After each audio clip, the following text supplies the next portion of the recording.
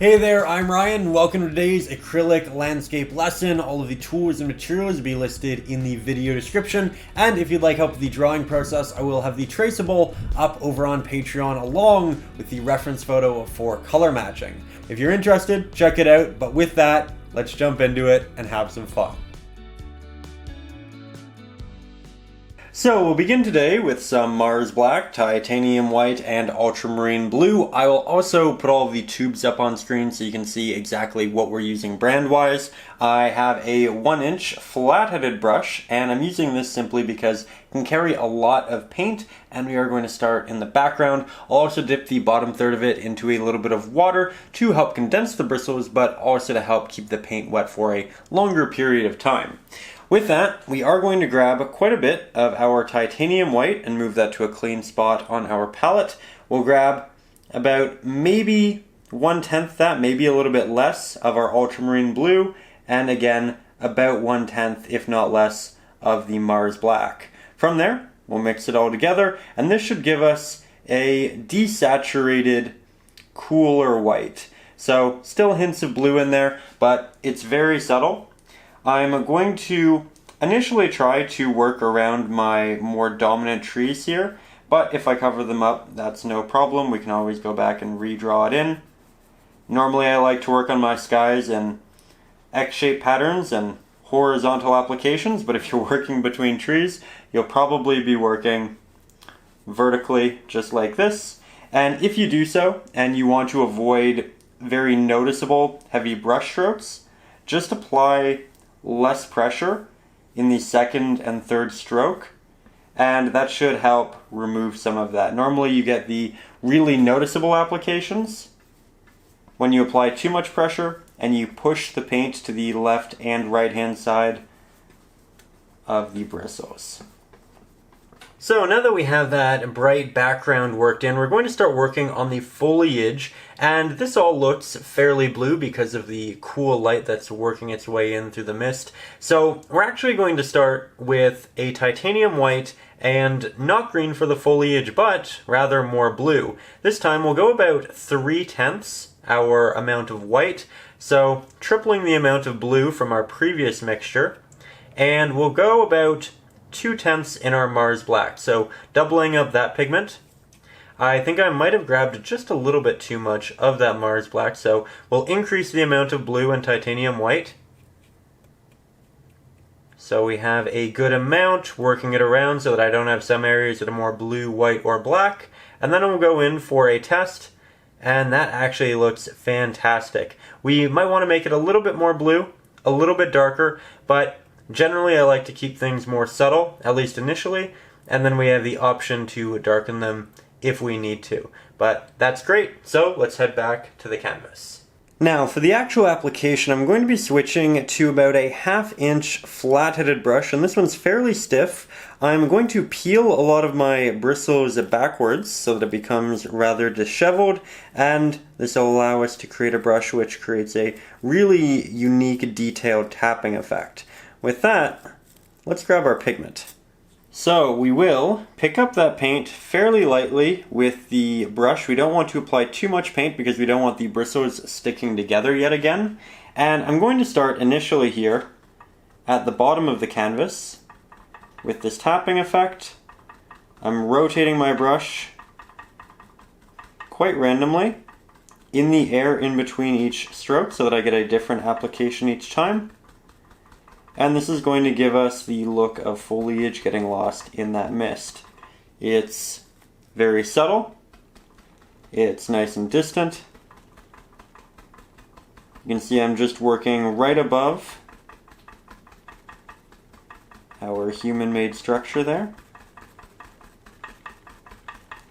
I like to start at the bottom and I work my way up. As we work our way up, we do start to run out of pigment, which is actually a great thing because it makes our applications more transparent and you get this very natural gradient and fade up into that misty light. It's also worth noting that while I'm rotating my brush a lot, I'm only doing so in the air. I'm not doing so while I'm actually pressing the brush to the canvas, because if we did, 1 second. Just going to move a brush to remove that tapping sound. Because if we did, we'd render a lot of moving lines. And that's not the goal here. We just want this nice, soft, subtle texture in the background. I'll also, as you can see, move upwards along the sides to create a bit of a vignette effect. This is going to be very subtle, but the eye does naturally, innately go to the brightest point of any piece, whether it be a photograph or a painting. And so, by making the edges slightly darker, we bring the eye towards the center. Now I am going to go back over some of the bottom portions, like what we have here, as there were still quite a bit of openings. There we go. And you can almost see a bit of a pattern on this side. I'm going to try to eliminate that, make the bottom of the foliage look a bit more blocky, less separated into different clumps and clusters. Those clumps and clusters are good, and that diversity is good, but we're going to have a lot of detail on top of this and in the foreground, so we do want to simplify the background to a point so that it doesn't conflict or make things a little too much visually. Now, while we began at the bottom, we are going to work our way up because there are going to be trees throughout here as well. And we're going to start by making things fairly minimal. Now, I can see a bit of a tree, an impression of one in the reference photo right around here. So I'm going to start in the middle of where that tree is going to be. I'm going to work my way out, but I'm going to be very nebulous with the general form. I just know that I need the body vertically to be the most stark and noticeable area. There we go. Also, I know I'm kind of all over the place today in terms of talking. I just woke up and decided to get to this. So, I'm kind of talking for the first time today. Apologies about that, but sometimes you wake up and you're excited to paint, you know? With that, we have two. I think they're looking quite good. I do still want a lot of this really bright light to be showing through, so I'm not going to apply another one right here. Instead, I'm actually going to go towards the edge. And we're going to cover up this top corner, which further gives us a better vignette. Moves the eye in towards the center. And you can see that I placed these in a lot of random varying areas. That was intentional, just that we had some pieces that looked more prominent, that looked a little bit closer to us, because as we continue to make these taps, they visually look farther and farther away because they're less stark, there's less form to them, right? You can see some of the bristles also coming off of my brush. Generally, you don't want to actually pick them up with your hands. You want to use the brush to lift them off like that. But whatever works for you.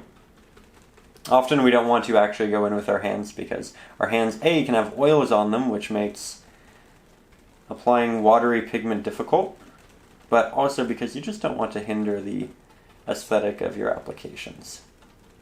So far, I think that's working out quite nice. We're starting to get a bit of an atmosphere.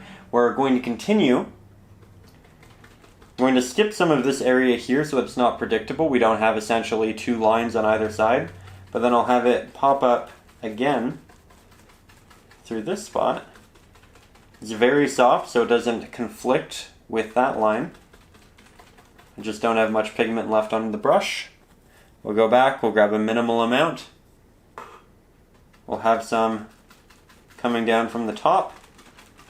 Not too much. We'll keep this area opening so that, much like this, we keep it not too predictable.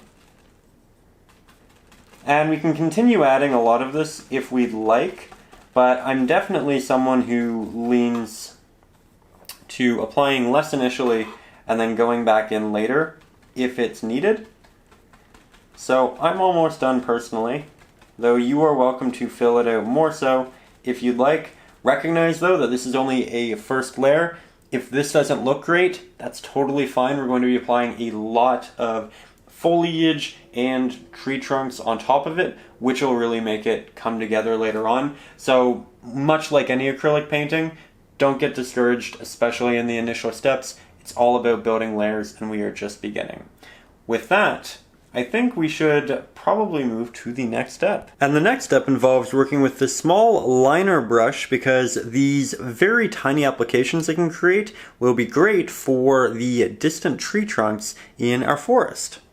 Now, as per usual, we do begin by ensuring that our brush is nice and damp, which will again allow us to stretch the paint a little bit farther, keep the bristles nice and condensed, and help us create these very small markings. When your brush's bristles, that's always a fun one to say, are dry, typically they flare out a little bit, making it difficult to create very sharp and concise applications.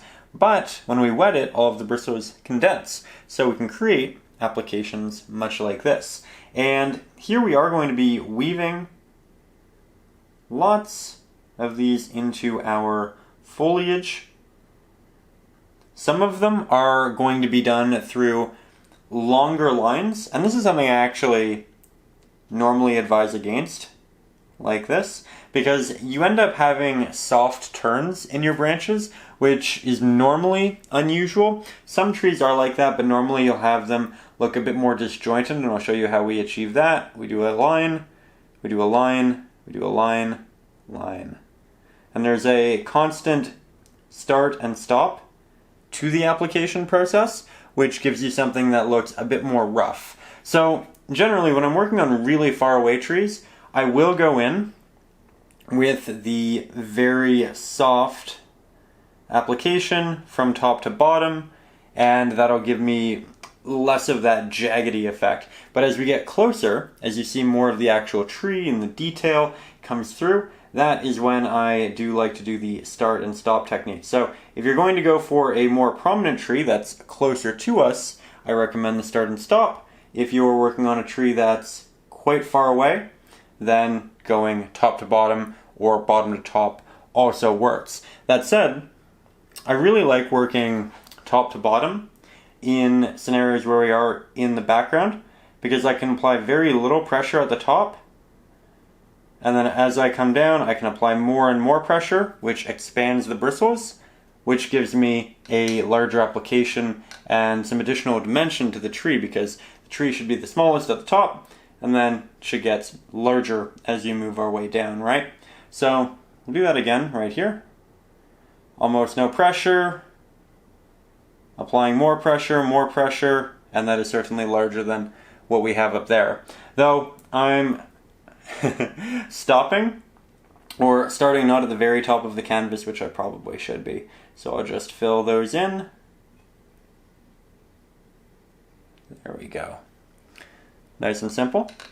And now we have a little bit of a start and stop to it. But I'm starting with these very small trees, which we should also have intersect, so going in front of one another. That's also important. But eventually we need to start making these larger, or at least a couple of them. We want a good range of sizing to keep it realistic, because some trees are just going to be older than others and therefore thicker, but also as trees get closer to us, perspective will make them appear larger.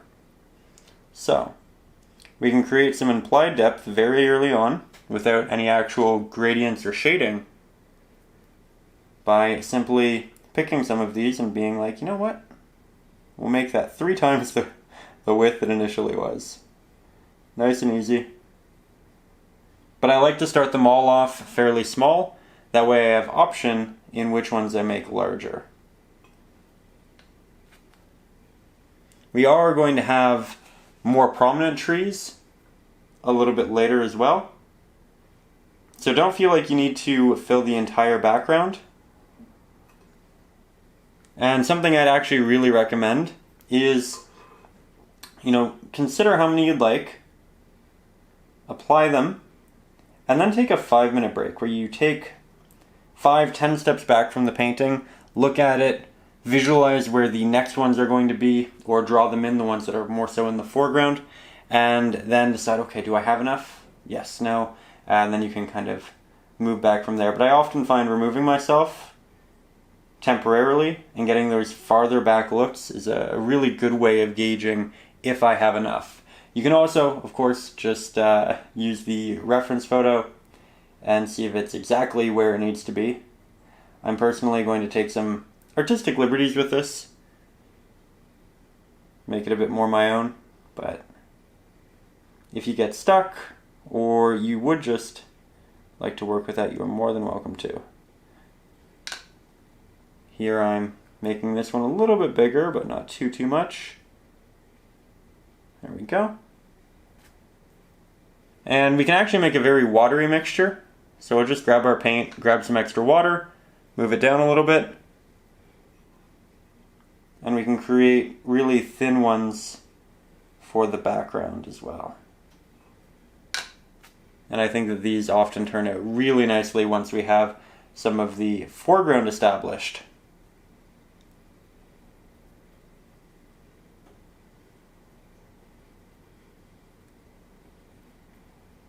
I think I'm just about ready to take their steps back though.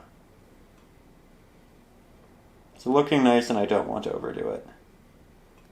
So in the end, I decided I was actually quite happy with the amount that I had in mind, which means we are on to the next step, which is the slightly darker trees. You can see them here, here, here, here, and that's going to be quite easy in that we're just going to take some additional Mars Black, a little bit of extra blue, and work that into our previous mixture if it's still wet. If not, we can start from scratch, but we are just looking for something that's a little bit more saturated and something with a bit of a darker value. I think this will actually work really great, but we'll go in for a bit of a test, and yet again, that's perfect. So let's head back to the canvas. So the trees that we're about to work on are a bit closer to us, and that means that they're going to be perceived as slightly larger, which means I don't have to use the small liner brush, and instead I can continue working with the 1-inch flat-headed brush. So we'll grab some of that pigment, get it just on the tip of the brush ideally,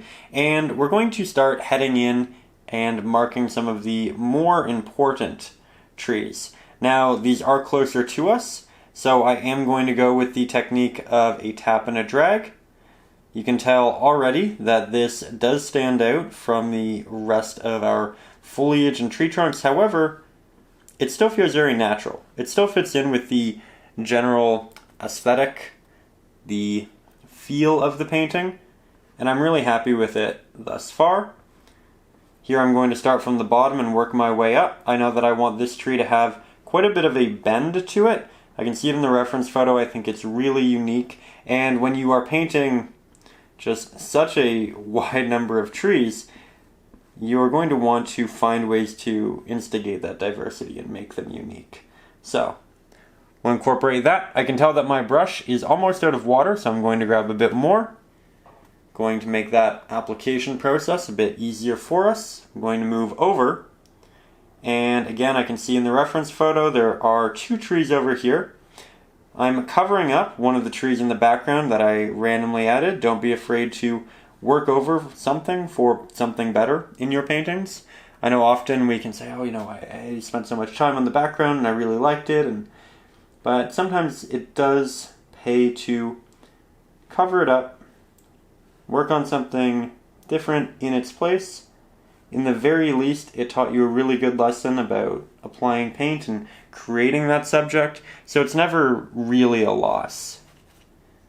And again, it can end up looking so much better. I know that that's something that when I started painting, I had real troubles with. I'd work on something and I'd love it, and then I'd have to do another layer on top, and I'd be very hesitant because I really liked that first layer. But I found once I could kind of get comfortable with that I did start getting a lot better. So I like those. We're going to continue heading over this way, and I do want to keep this middle area fairly open still. I think we'll go right about here. Again, covering up some of them in the background, that's okay. My brush is fairly dry, and I'm not getting those sharp lines like I did over here. So yet again, we grab more water, more paint, and just like that, you can see an incredibly stark difference. There we go. These all have fairly similar widths. You can take more liberties with it, but I think when I go to make them even wider, they'll be even closer, and therefore I'll have different coloring in them. So I'm quite happy with what we're doing right here. I have these two crossing. Those two don't really cross. I have a small little piece that crosses. Over here, I think we'll instigate another movement of one over the other. There we go. Bit of a lean to it. Gives us some extra dimension. And I do want maybe one more over here. We're going to have another foreground tree to the right hand side, so I didn't want to conflict with it, but it'll have more color and this will definitely be fine. So, happy with that. Now, we are going to go back to the liner brush temporarily, grab some of this, and because these are a bit closer, we're going to see more of the branches that move up and out. There's something we avoided initially, simply because the trees were so far away, but at this distance, it's not a bad thing to incorporate. Just a little bit anyway.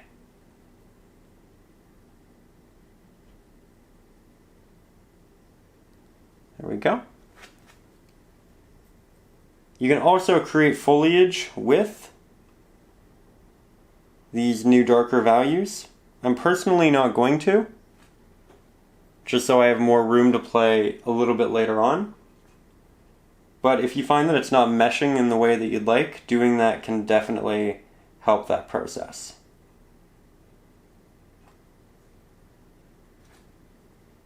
Again, acrylic painting is all about building up those layers, which means going through awkward stages like this, where it could look a little better, and that's okay.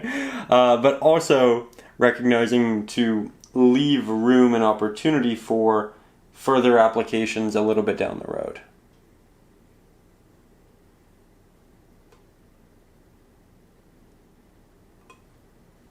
I think this is really helping it come together though. Just make sure your branches do get nice and small, applying very little pressure there. These two, I think, look too similar. They are essentially moving up at the same trajectory, and they start at a very similar place in the tree. So we need to make one of them drastically different. Problem solving on the fly. And you know what, let's have it have a second piece that reaches out this way. Can even cross over. But why this is important is you don't necessarily recognize this line as much anymore because of the one right beside it. So these now look like very different things. And it was initially connected to this tree, but I think maybe we connect it down into this one.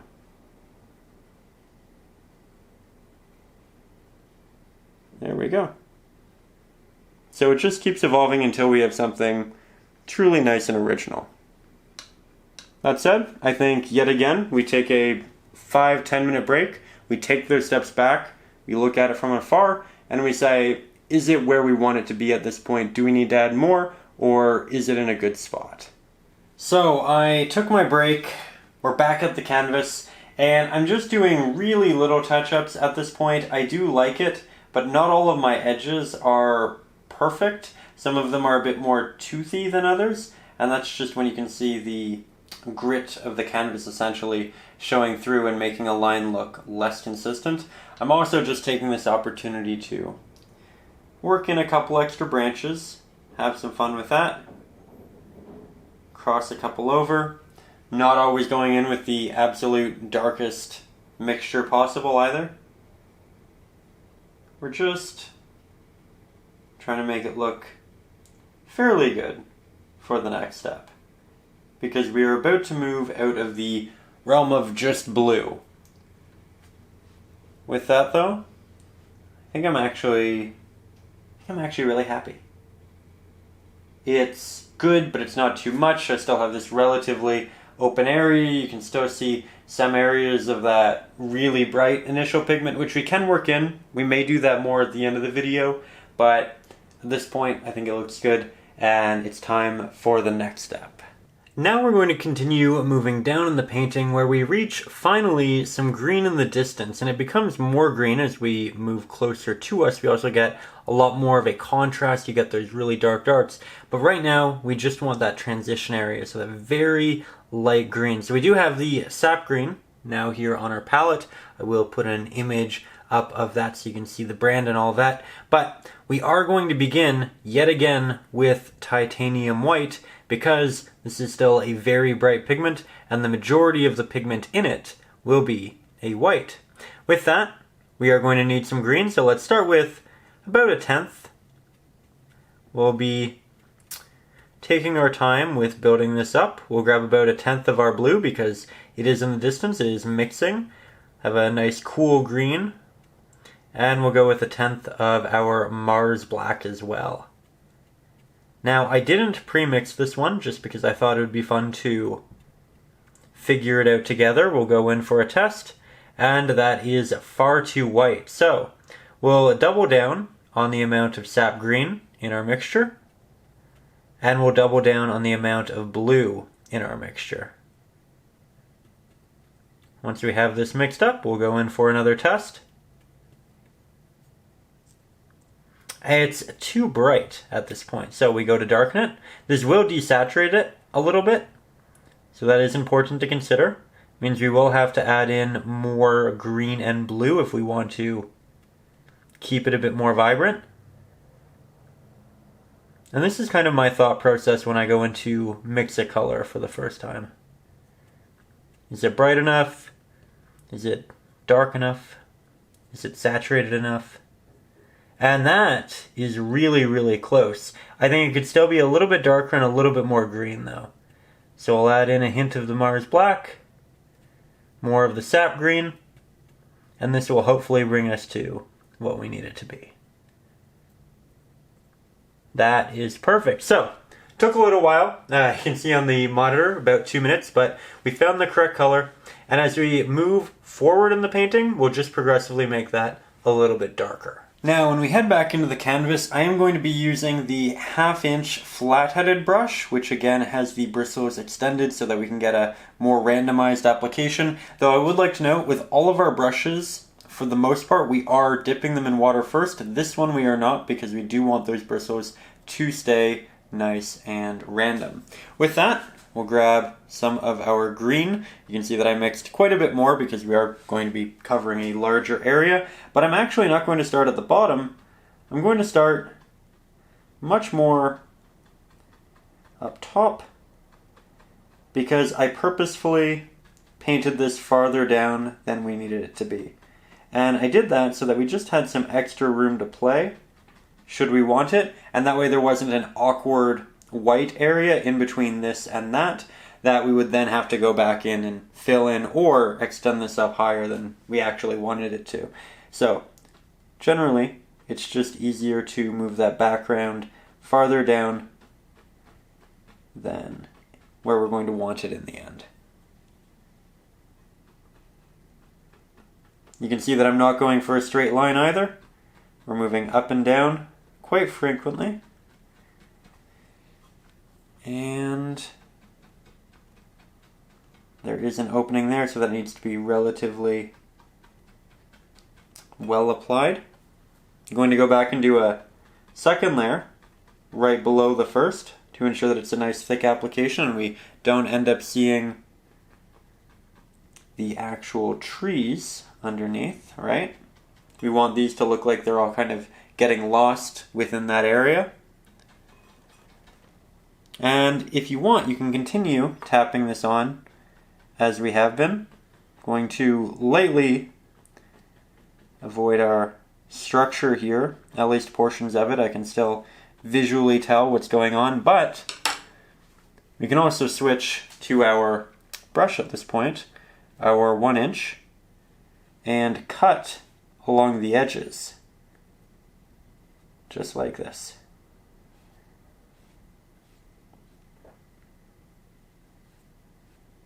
Those nice, sharp applications can really be useful here. And while traditionally flat-headed brushes, like what we're using for the tapping effect, are great for this, that one wasn't because we didn't have any water and we did peel all of the bristles back.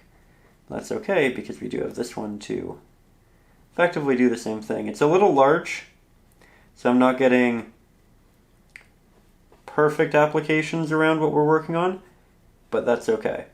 We're just going to cover up minimal amounts of our structure on all sides. That way we don't have to make it too large later on. There we go. And if you get kind of an awkward transition into the top, just rotate the brush, apply taps, X-shaped patterns for the most part, and you get something that looks fairly natural transition-wise. Just like that. That said, we are going to continue moving down, and the farther we move down, the more contrast we want. So I'm going to grab some Mars Black, move that over here on the palette, mix that into our green, put our brush down, grab our 1/2-inch flat-headed brush, start applying this to the foreground, rotating our brush in between the taps, working it up and back. It's a really, really easy technique to start instigating some depth. Our green is still fairly wet, so I am getting a blend, which means that the application on here isn't going to be as dark as what we have on the palette because it is a direct mix with what's already there and brighter. Had we waited for this to dry fully, we would have had more of a natural pigment on the palette, but that's okay. We are looking for a subtle transition and this helps us get one. So far so good. We do still have a lot of ground down here and I do need that to be darker though. So yet again, we grab Mars Black, move that to the side, and we're just going to progressively make this darker and darker. Grab that brush, head to the bottom. Excellent. And we let it dissipate as we work our way up, further creating that gradient.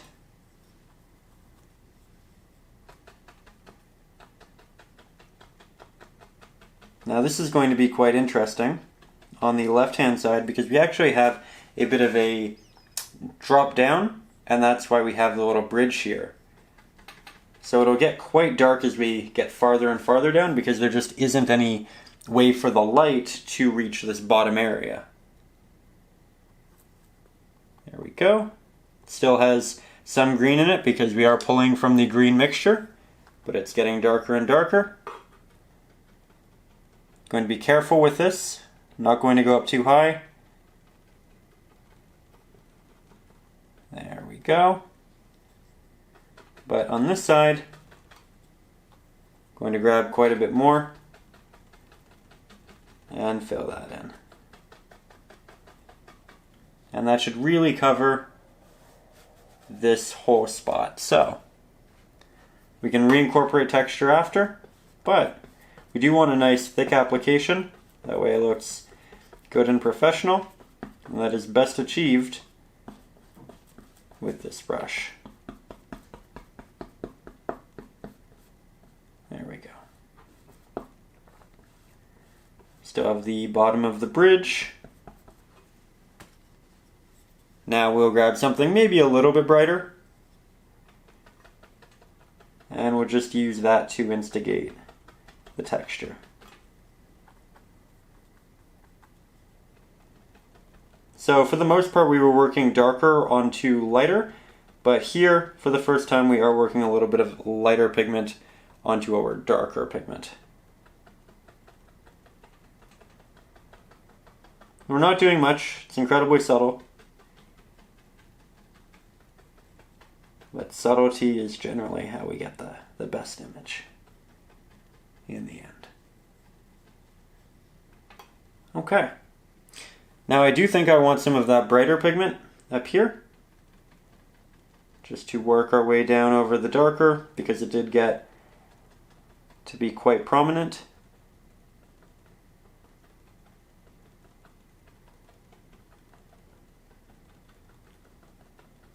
And it's looking, while very unfinished, starting to look good. We have our path.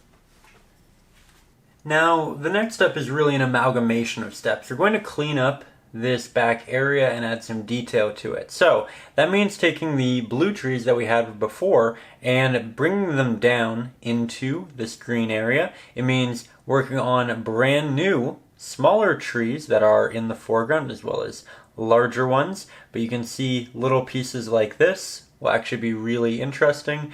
And in the actual foliage area, you have larger pieces that stand out, different leaves that have fallen or ones that are growing in a lower spot. We're going to start with the tree elements, but we are going to continuously evolve it into the other more notable details. Though it is best to start with the trees because normally you're going to want to layer over top them a little bit so they don't end up being too stark. So we are going to begin with our smaller liner brush, and we'll remix some of the darker blue that we initially were working with the trees. So we'll grab the Mars black, the blue, the titanium white, and I think that looks like a fairly close mix, a little bit more blue, and I think we'll probably be there. There we are. So heading down into these, we'll continue it into the green, and then it can get lost after a certain point. We won't do it with all of them. We are skipping that one, as you can see. This one, we'll bring it down a little bit more, but the railing from this will end up cutting it off. So we're kind of off the hook there. This one we'll bring in further, just like that. I'm even making it a bit wider as we continue.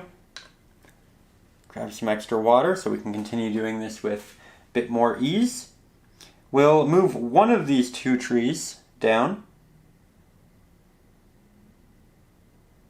There we go.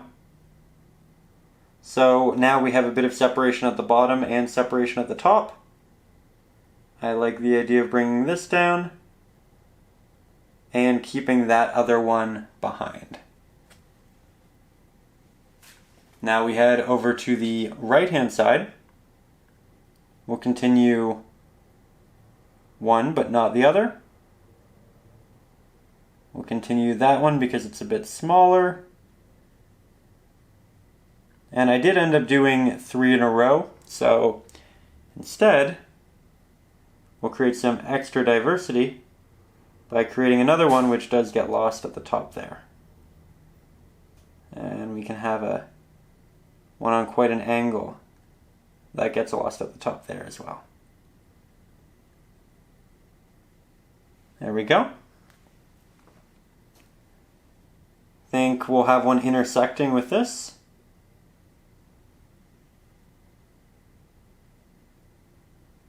And so far, we have a lot more depth, very, very simply. However, we are far from done. So, next we're going to start working on a couple larger trees that are going to be closer to us. And I think for that, I'm actually going to switch back to the 1-inch flat-headed brush. Grab some of our burnt umber, a little bit of our titanium white, a little bit of our sap green to make it cohesive, a little bit of our blue to make it cohesive, and we can go for more of a brown a little bit later for follow-up layers, but this is the base layer, and it doesn't need to be too complicated. though it does need to be quite dark. And that might be a little bit too dark. A bit more titanium white. We're going for a darker gray, not something that resembles an actual black, because we want it to be able to get darker as we move closer to us. That's much better.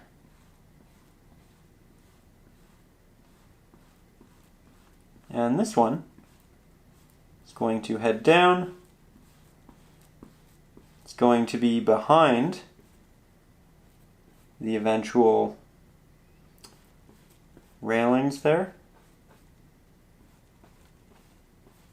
Generally like to work on the edges of larger pieces like this first, and I will bring that up to the top. But I'm also going to take this opportunity to work on another tree right here, and I'll show you what I mean by working on the edges first.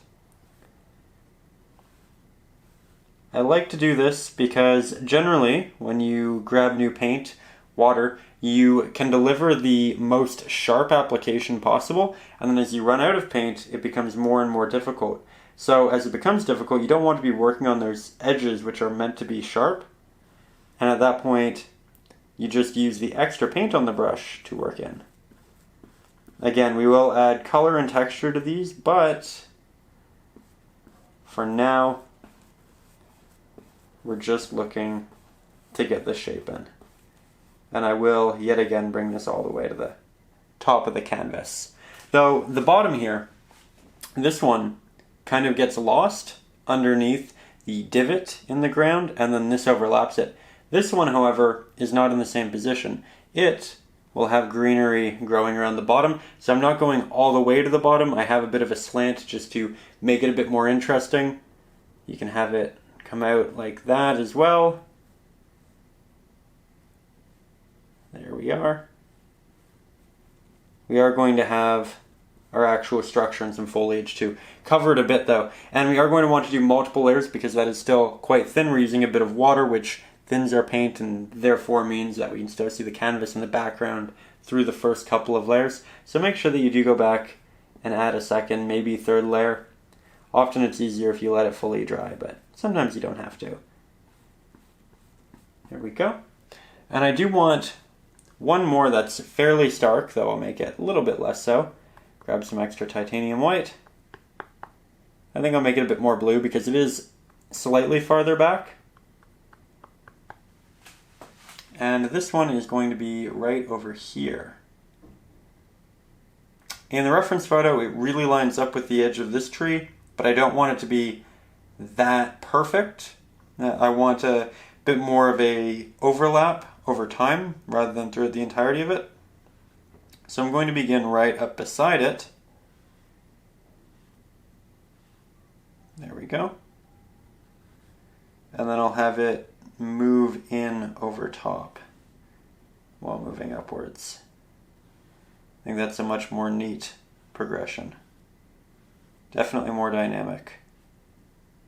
So this is what happens when we take artistic liberties.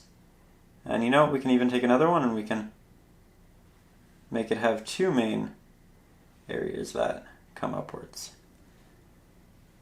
And I'll make one of them go to the top of the canvas and leave the other. You'll see that in a second though. But so far, really like that. I think that it's definitely going in the right direction. I want to expand this one a little bit so that it's notably different from that. I know we're kind of jumping around quite a bit here, but it's one of those areas that does have a lot going on, and it's all happening in the same space in the painting. So generally I like to work background to foreground, and this is all occurring in this midground. So we're just going back and forth with a couple of things. I'll put that down for a second, and we'll go back to the liner brush. Grab some of that pigment, and from here we can work on a couple more stark branches. Like that. Don't need too many. We will add foliage to them in a bit, and we can always go back and add more. I think we'll add another right around here. Really small tree. just starting out.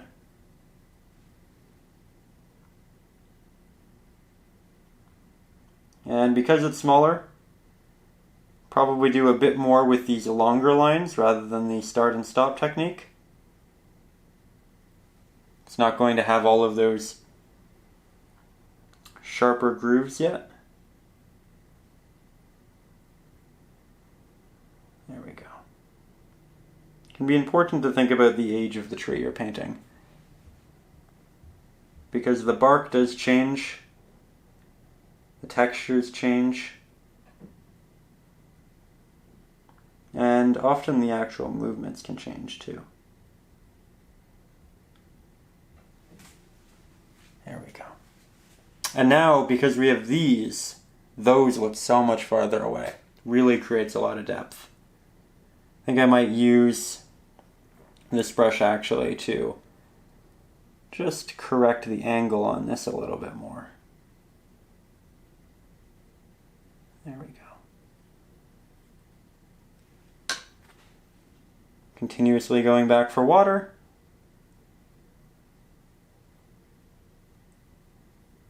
That's nice and smooth now.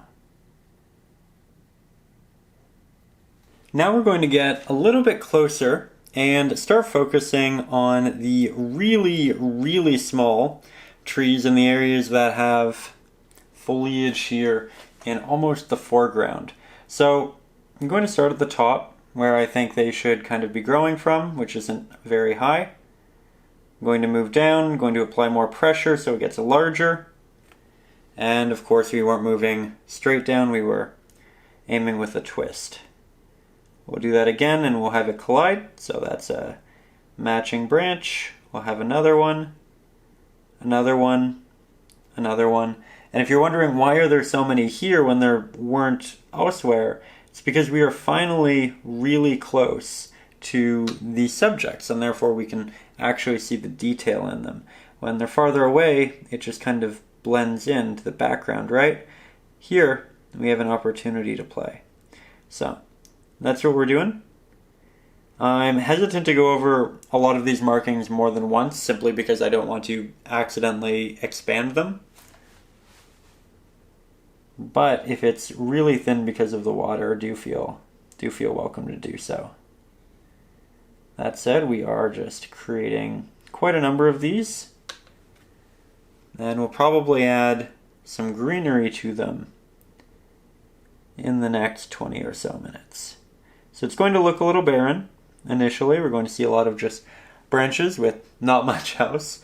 But again, that is acrylic painting. I say this in every lesson, and I will continue to. Do not get discouraged if it doesn't look great right now. It is not meant to. It is a foundation which we are building upon, and we will get there. We just need to have faith. Continue with the process, and you saw the thumbnail of the video, so if you've watched this far, I think you probably feel like it turns out pretty well. So again, just continue with the motions and we'll get there. Really like that area in general. We can have a couple a little bit farther back, but not too many. Maybe just this one, actually.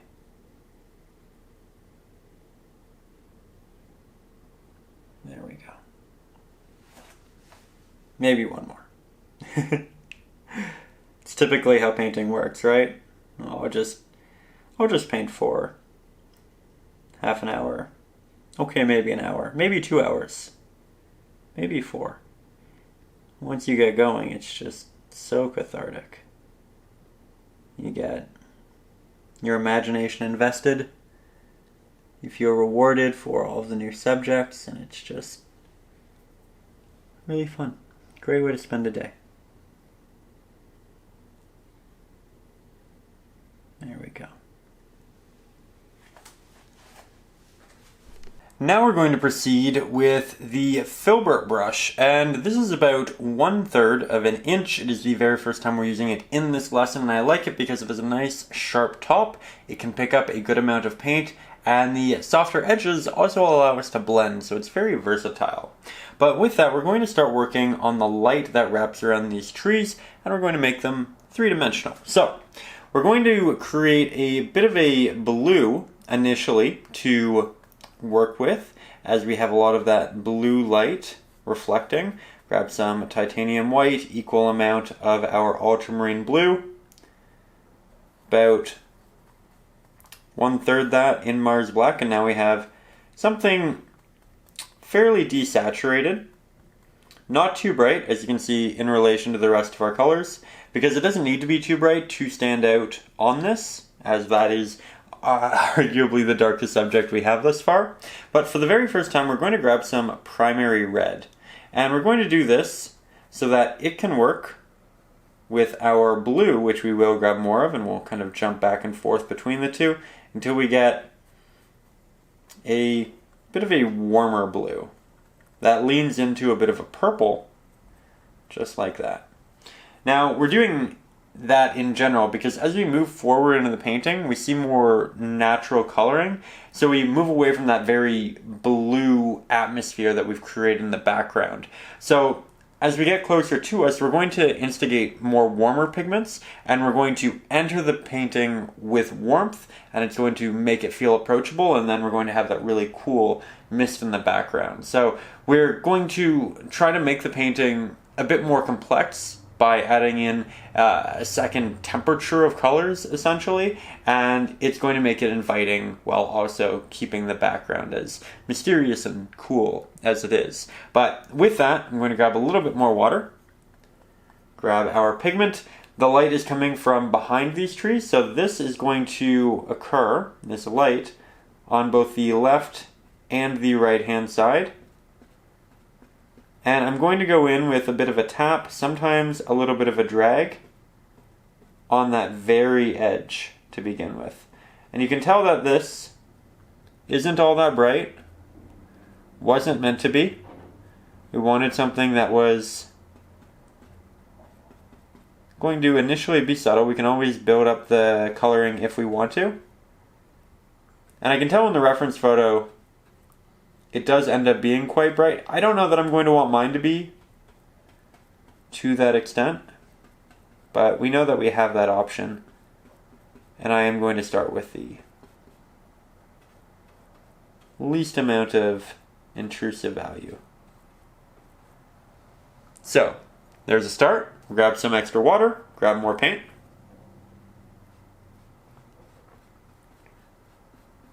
We'll go to the other side because again that light is wrapping around both sides.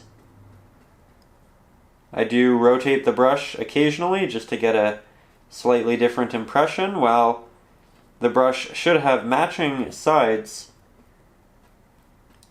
they are going to be a little bit different. They're going to have different amounts of paint. And if you've used the brush on numerous occasions before, the bristles will also probably be a little bit different as well. So, there we go, slowly working our way inwards, but having it dissipate as we do. We can move over to this other, larger tree, to the right-hand side. And if you find that you're getting a little too consistent with your applications, you can apply some paint, jump to another area of the tree, jump to another one, and just kind of make it a bit more randomized. That way, if you're consistently applying the same pressure, or if you have the brush on the same angle, and it's just looking really unnatural, you can bring more of that natural look and feel to it, more of that randomization. There we go.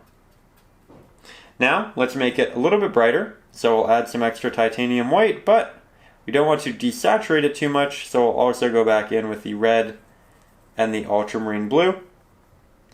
We will grab a hint of Mars Black, just because that did get fairly saturated, and it's really a game of trial and error, figuring out how saturated you want it to be, how much warmth you want to add to it, but let's get you a little bit closer.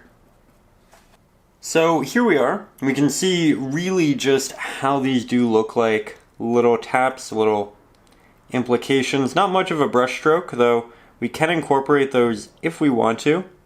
Here, this application, obviously a little bit brighter, and I think doing a fairly nice job.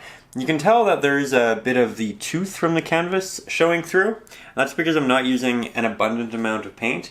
That's actually great though, at least here, because bark is going to have a lot of texture, and this is going to create that for us very simply. We're not going to have to add in any extra techniques. It's just going to be done and work. So I like that a lot. As far as technique-wise, I'm still starting on that very edge, and then I work my way in, let it dissipate. That way we get a more semi-transparent application towards the middle of the tree. Looks like that light is wrapping around and dissipating, as it should. There we go.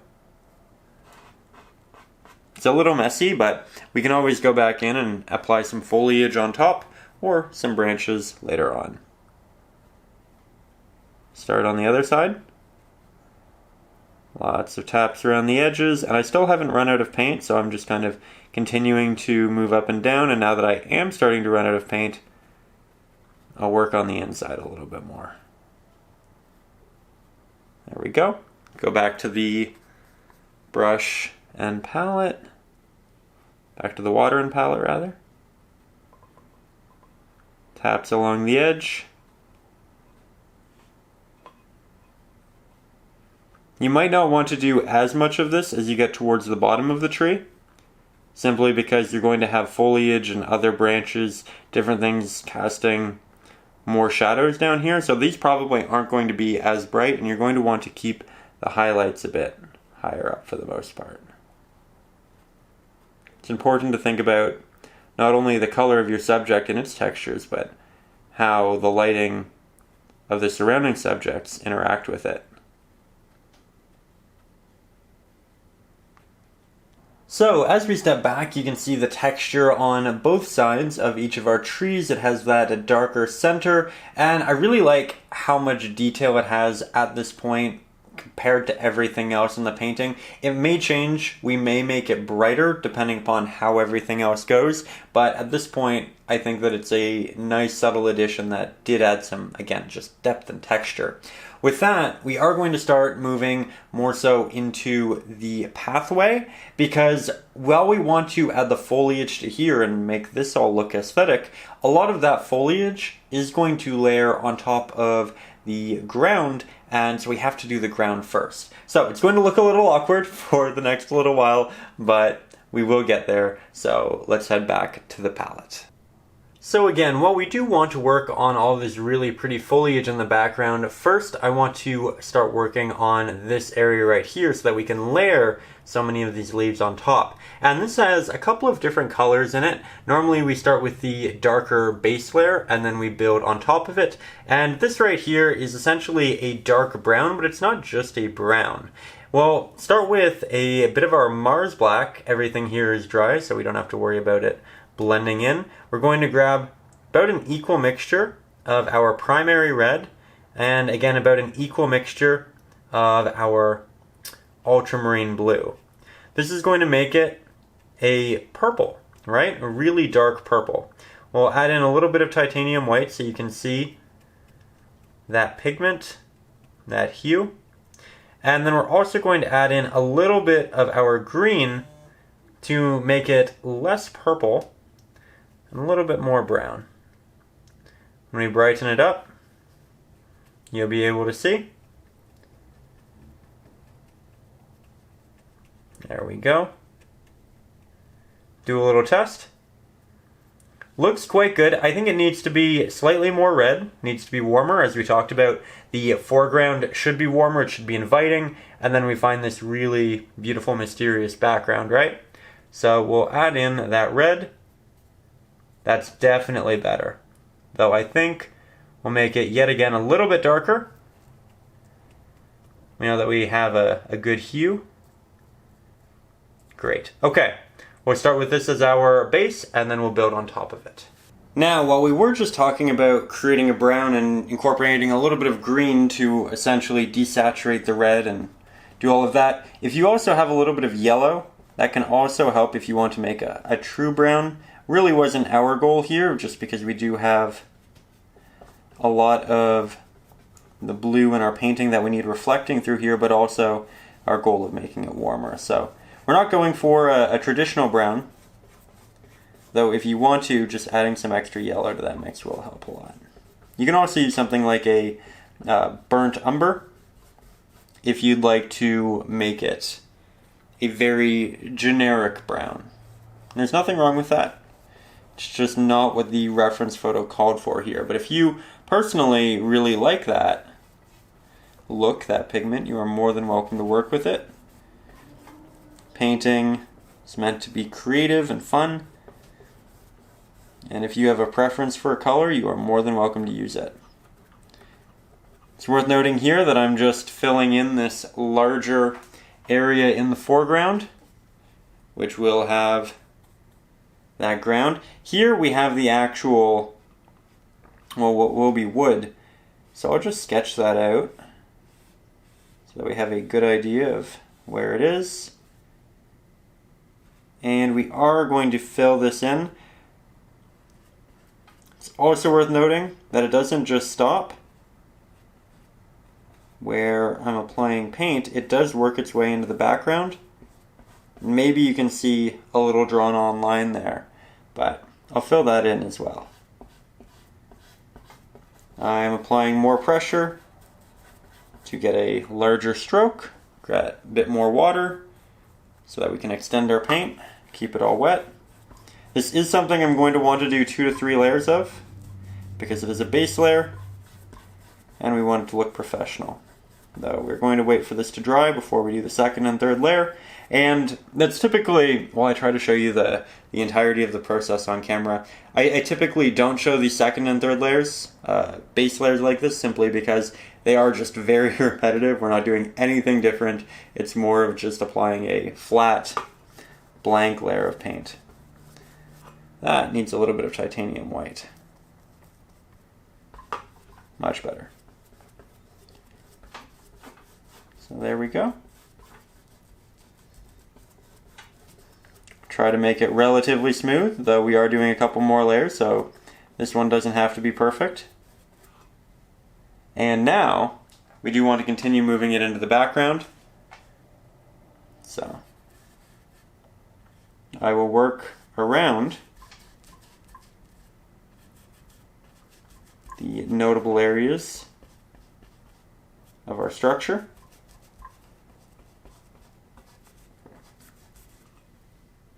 Grab some extra water.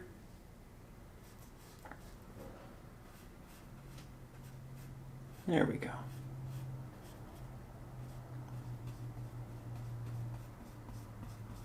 We can still distinguish our subjects, and that looks quite good. Very dark. We definitely need some light and some texture and all of that to make it look nice, but it's definitely getting there. I'm also going to move the ground towards this tree a little bit. I just think it'll be a really nice look. I kind of caught a little bit of it in the reference photo. So the path doesn't have to be perfect. It can stray to the left and right. And we will be adding a lot of foliage over the edges. So, going to let that dry, do a second, maybe third layer, and then we'll go in with some brighter pigments throughout this to really add some life, make it, again, warm, and something that really brings us into the painting. Then we'll go back and make the foliage look quite good. Now that we have our darker base layer, we're going to start working on what we have through here. And as you can tell, it's more of a purple than it is a brown, but we still want a little bit of that brown look to it, and it needs to be a much brighter variant of this. So we'll start with some red, because it's definitely a red dominant purple. We'll grab maybe half that in our ultramarine blue.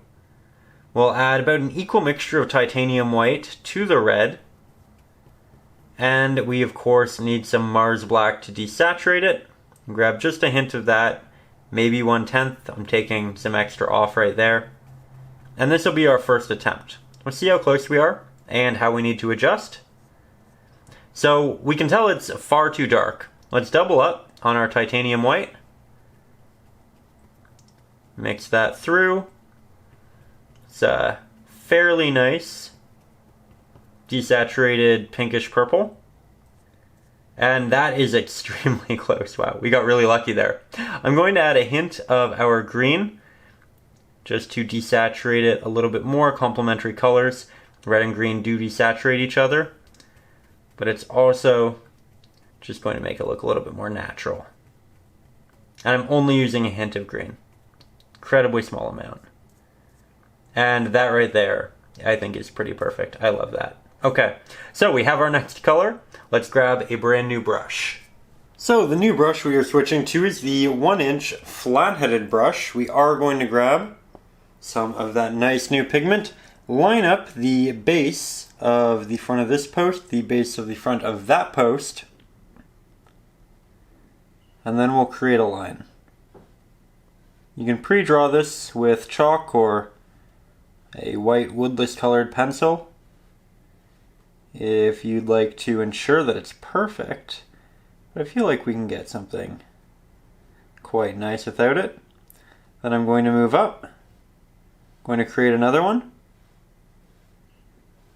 You can see there's a slight line in between these two boards. We'll do it again. Now while you're doing this, you want to ensure that your brush has a bit of water in it. That way you can get a really sharp application, and not just once, not just twice, but multiple times. And we're going to continue this all the way until we're at the end of our little bridge here. That said, I can tell that I am almost out of water, so I'll grab some of that. It did mean discarding the paint that we had on the brush, but sometimes you just have to go ahead and do that. Now, while the bridge isn't large, we are moving slightly farther and farther away every time we do this. So my applications are going to become smaller and smaller as perspective is going to make them look smaller and smaller. You can even have them start to blend in with each other a little bit more.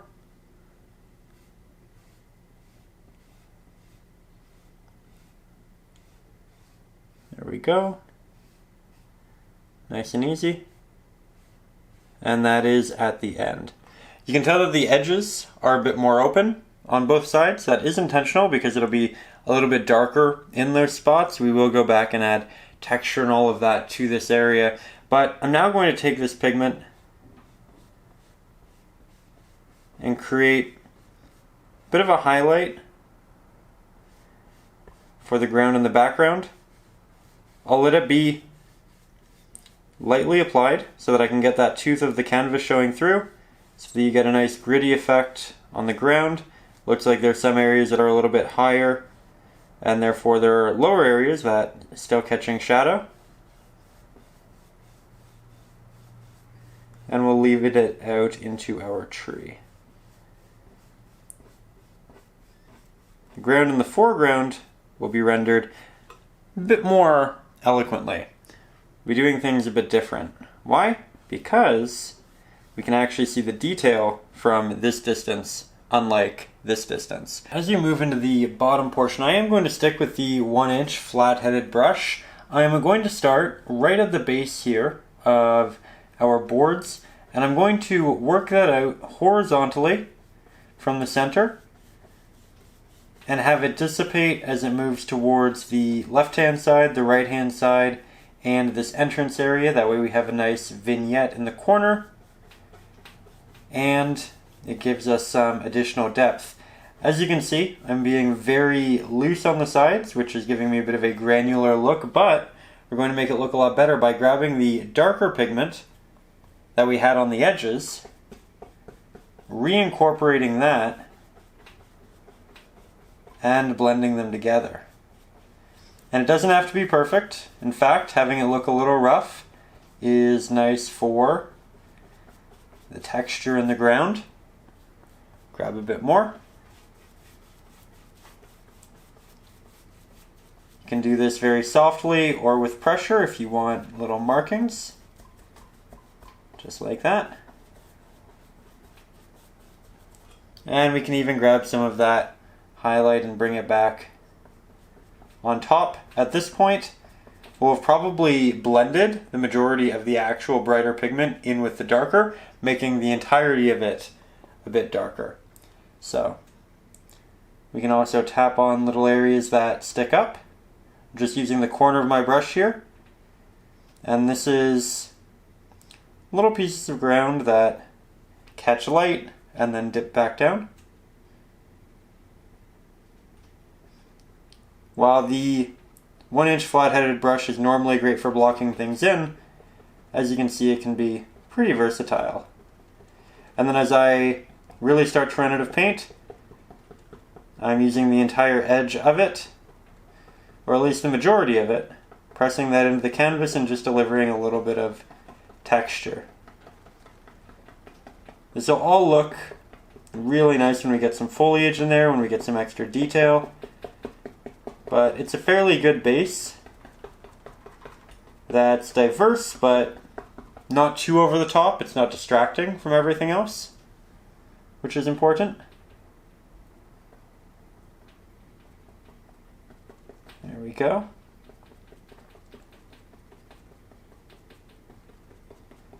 You can see that I'm not doing much at any point. It's all slowly being added.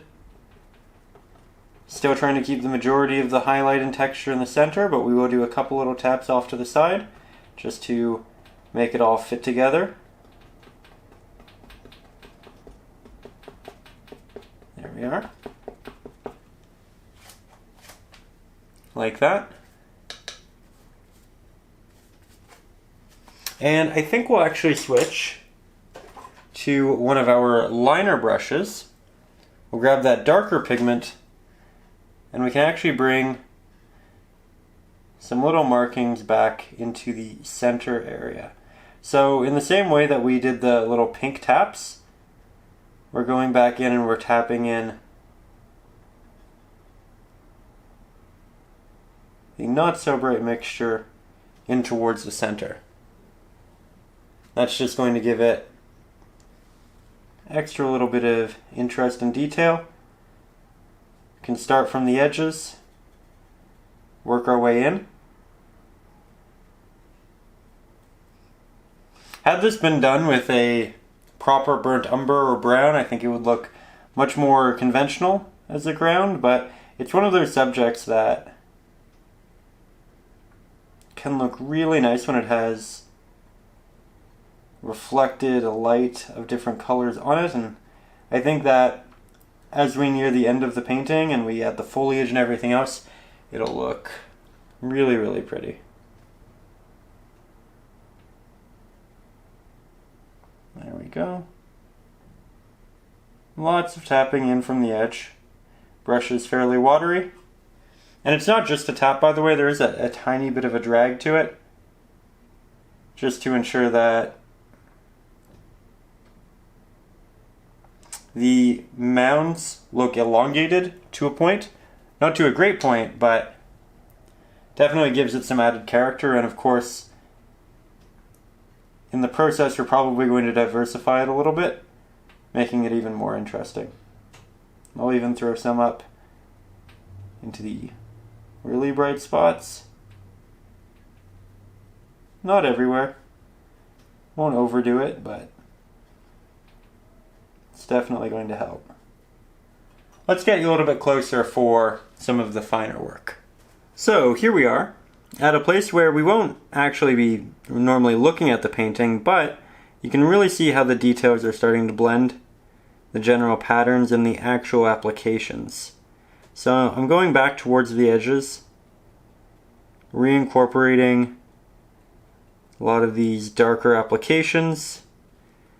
Starting to run out of paint, so maybe I'll work my way in a little bit. Just like that. If you accidentally create a marking that's a little large, you can do a couple things. You can go over it with the lighter pigment, or you can make it into a rock of some sort. I like that one, so I think we'll continue it, and we'll do another one right down here just to give it something that makes it feel a bit more proper in its setting.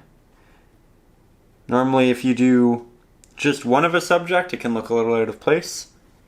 But if you add a couple more, all of a sudden it's a great addition. And often we like to work in subjects of odd numbers, so 3, 5, 7, 9, etc., so that we don't accidentally make the painting look solved or too balanced. Now we'll take a couple of steps back yet again, and still using that liner brush, I'm going to add some titanium white to our brighter mixture. My brighter mixture did happen to dry, so I'm just going to mix up a bit more of it real quick. However, again, this next one slightly brighter than the last, and we can retain the saturation. So when you add extra titanium white, you desaturate your mix, so we did have to go back in and add some extra primary red and ultramarine blue. But once we have that, with this brush, we can head into the center of our boards and instigate some highlights, much like that. I want to allow it to dissipate as we move towards the left and right hand side, as we're going to have some additional shadows there, and the real light is going to be occurring in the center.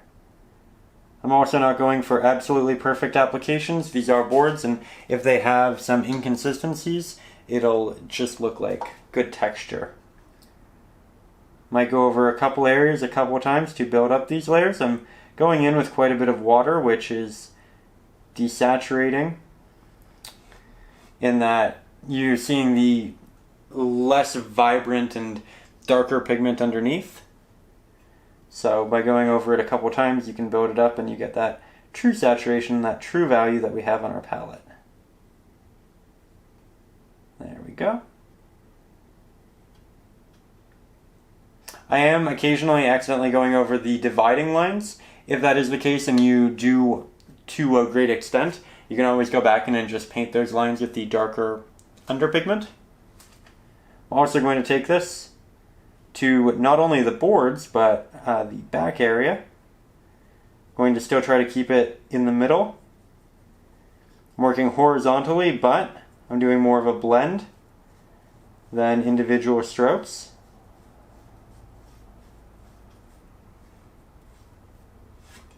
There we go. It's really adding a lot of life to it. We'll grab more.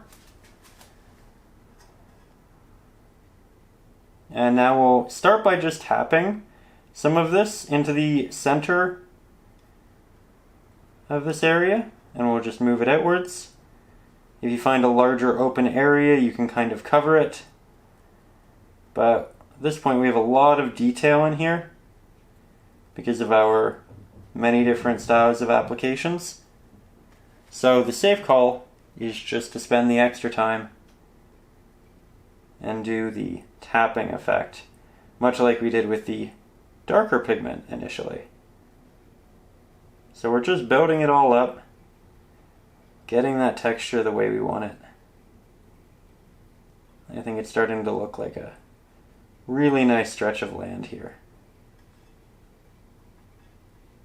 Initially I felt like it was going to need all of the foliage to be a strong subject, but I'm actually really happy.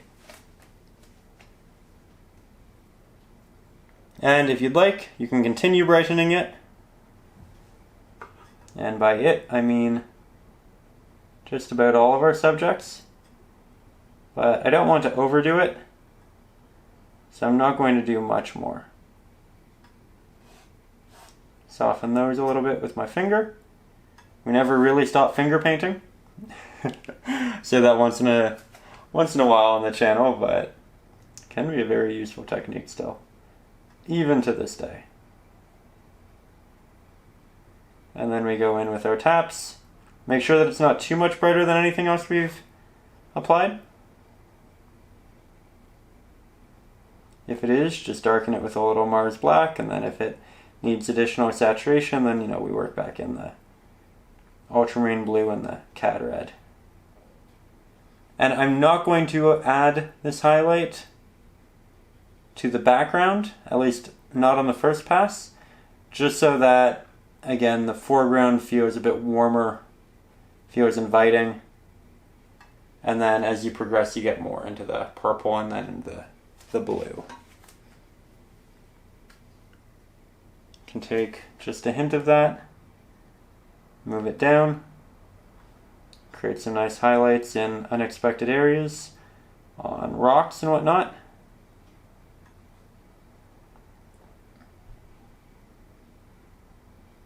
There we are. Now we're going to endeavor into the foliage that we have throughout here. This is going to be more saturated and have a higher contrast as we are moving closer to us. That said, I will be mixing with the 1-inch flat-headed brush, and we're going to start by mixing up some of the darker greens and then layer on the lighter greens on top, because realistically the darker greens will be lower to the ground, there'll be more shadows cast upon them, and then higher up you'll have the brighter greens which are catching light. So with that, we are going to start by grabbing some of our sap green, grab about maybe 1/5 that in Mars Black, 1/5 that in Titanium White. We're not using much Mars Black or Titanium White, at least in the initial mixture, because we want it to retain its saturation, unlike our previous green. Do some little tests in the darker areas. And I think I actually really like that right off the bat. And you can tell right next to this that it is significantly more saturated. Now while we're here, let's mix up a brighter variant. So I'll just move some of this off to the side. Grab about an equal amount of it in Titanium White. And then we'll go back, grab about half that in our sap green. I think that's a very natural green. It's not quite as bright as what we have for the true highlights in here, but it gives us some room to play, and maybe we'll come back for some more. But let's start with the dark and move from there. So now for the first time, we're actually going to grab a soft fan brush. We used a harder one previously, which had stiff bristles, but this one has softer ones, which will allow us to create more of a clumping effect when the bristles are wet, which is great because it allows us to create larger implications than the stiff bristled fan brush did. So this will be great for foliage in general. With that, I'm going to make sure that it's nice and damp to begin with. It's going to give us all of these different little application options. We'll grab the darker green, and I'm going to begin tapping this around some potential bushes at the bottom here. We are going over our tree to kind of push it back a little bit dimensionally. And I'm not going to go too far back here, because remember that these pigments should get softer.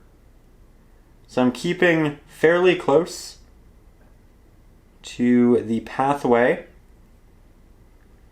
But as we get a bit closer to the foreground, we can start working it up the drawn in little trees. Just like that. I'm rotating my brush quite a bit so I get varied markings with each application. Makes it a bit more unique. You can create clusters by specifically and intentionally applying a lot in a similar area, or you can make it significantly more sparse by moving your brush around more so randomly and in different spots. But we will apply quite a bit of this to this bottom portion, as it is really close to us. And we're almost done with this pigment. You can also have little portions come out onto the ground, just to connect this area with this area, as the foliage will overlap.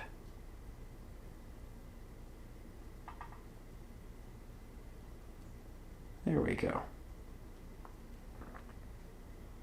Being very careful with this, as to only apply it to this individual tree and not make it a larger part of the background. Okay, so from there we're going to make sure our brush is nice and damp yet again, and we'll head into the highlighted pigment. Now with this, we're essentially going to apply it to what are the perceived tops of our bushes and larger clusters of foliage. This is where the light streams in and catches some of our greenery. There we go.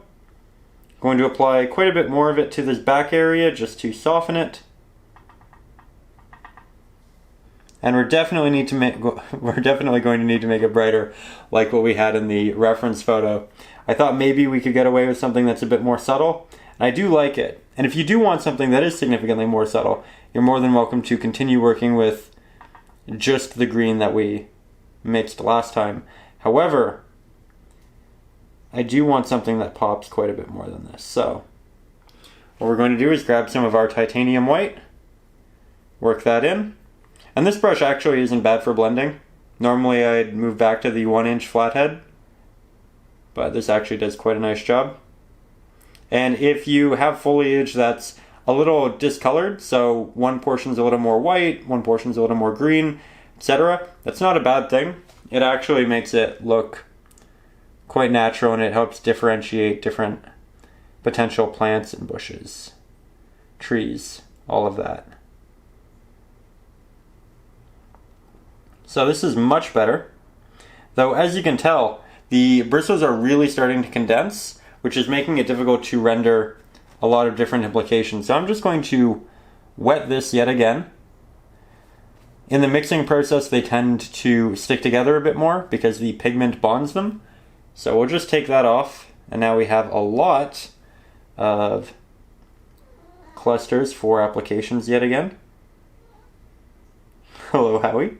Not sure if you can hear that in the background, but my cat, Howie, is now awake. Maybe a little talkative, we'll see. Always fun when he interjects and helps us with the lesson. There we go.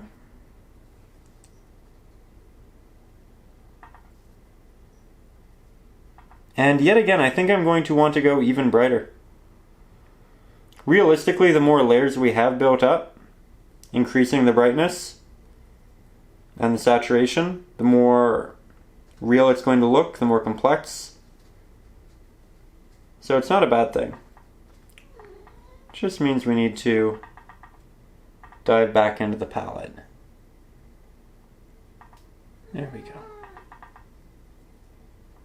Hi, Howie. Howie agrees. Now we're going to continue working on those highlights, but as you can see here, we have a brand new color, that being a cadmium yellow light hue.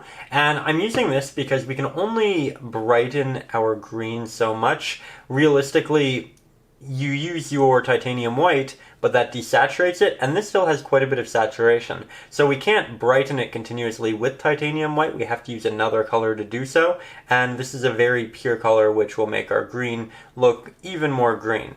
So with that, we'll grab some of our sap green. This is all dry at this point, so I can work on top of it. We'll grab an equal mixture of our cadmium yellow light hue. We'll grab an equal mixture of our titanium white, and I'm purposefully mixing this right beside our previous color so that I can tell that we are actually getting it to be brighter and more saturated. We'll go in for a little test, and it's still both too dark and too desaturated. So now we'll double up our cadmium yellow. That'll brighten it and add saturation. You can see there's a world of difference there. Go in for the test. And it's still just a little bit too dark. We'll add some titanium white, which will desaturate, but hopefully bring it to where it needs to be, and that is finally correct. So we can go in with this, but this is very dramatically different from what we have here. So I'm actually going to darken it a little bit by using some of our sap green and a hint of our Mars black, and we can build back up to this should we feel we need it. But again, I like to work a bit more incrementally, and I think this will be a nice next step. So now heading back to the canvas, we will yet again be working with the softer fan brush. We'll grab that new mixture, going to work it initially over on the right hand side to give it a bit of a test. And just like that, I already feel like trusting the reference photo yet again was the right call. We're going to need to go brighter, but this will be a nice, again, incremental step. So we're not going to apply it everywhere. We're going to leave areas and spots for the even brighter pigment, but we are looking for the tops of our foliage and our clusters, and we're working this on. The more of these we apply, the better it's going to look. So, happy about that. We've also mixed to the correct color now, so getting back there won't be too tricky. Maybe we can have some more through there. Climbing the tree a little bit. I think that's a very nice natural look with a couple that are a bit higher. You'll also see some open areas of canvas here, here, here, and those are still just the posts that we are yet to paint in. So don't worry about covering that up. There we go. There are some that are a bit higher, seeing in the reference photo. We can reconnect these via branches a little bit later in the lesson. And now, yet again, we make it brighter. So, more of our titanium white, more of our yellow. There we go. My brush is very condensed. We only have 3 different areas for marking, so I'm going to take all of the paint off that brush, just currently dipping it in some water, separating the bristles, drying it a little bit, re-wetting it, just going back and forth until I have an amount that I think will be beneficial, easy enough to work with, but also will create enough markings, and just like that, we are back to a good place. So we'll grab our pigment, which I will test on the reference photo. Perfect. This should be the correct color. And we'll move over a slightly larger area before we come to any stark conclusions. But I think this is as bright as I want to get. I think this is perfect. We trusted, and we got there, and we built some great layers throughout the process. You have to love it. There we go. Of course, if you want yours to be a bit more moody, you don't have to go this bright. I just really wanted some lush greenery in here. Again, I'm trying to make more of an inviting path. And I think that greens like this really help aid that general idea. We can have a couple that move out over the tree again, just give us some extra dimension. We'll work a bit of this into the back, but not too much. There we go. Very natural.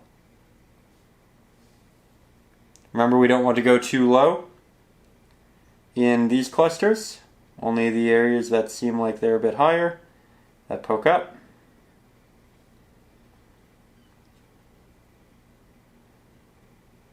There. And if you want to be very particular, you can work with your liner brush in these scenarios, and that'll work really well. I just wanted a bit more of a randomized effect. And I think it worked out really nicely. Okay, so from there, we definitely need to let this dry.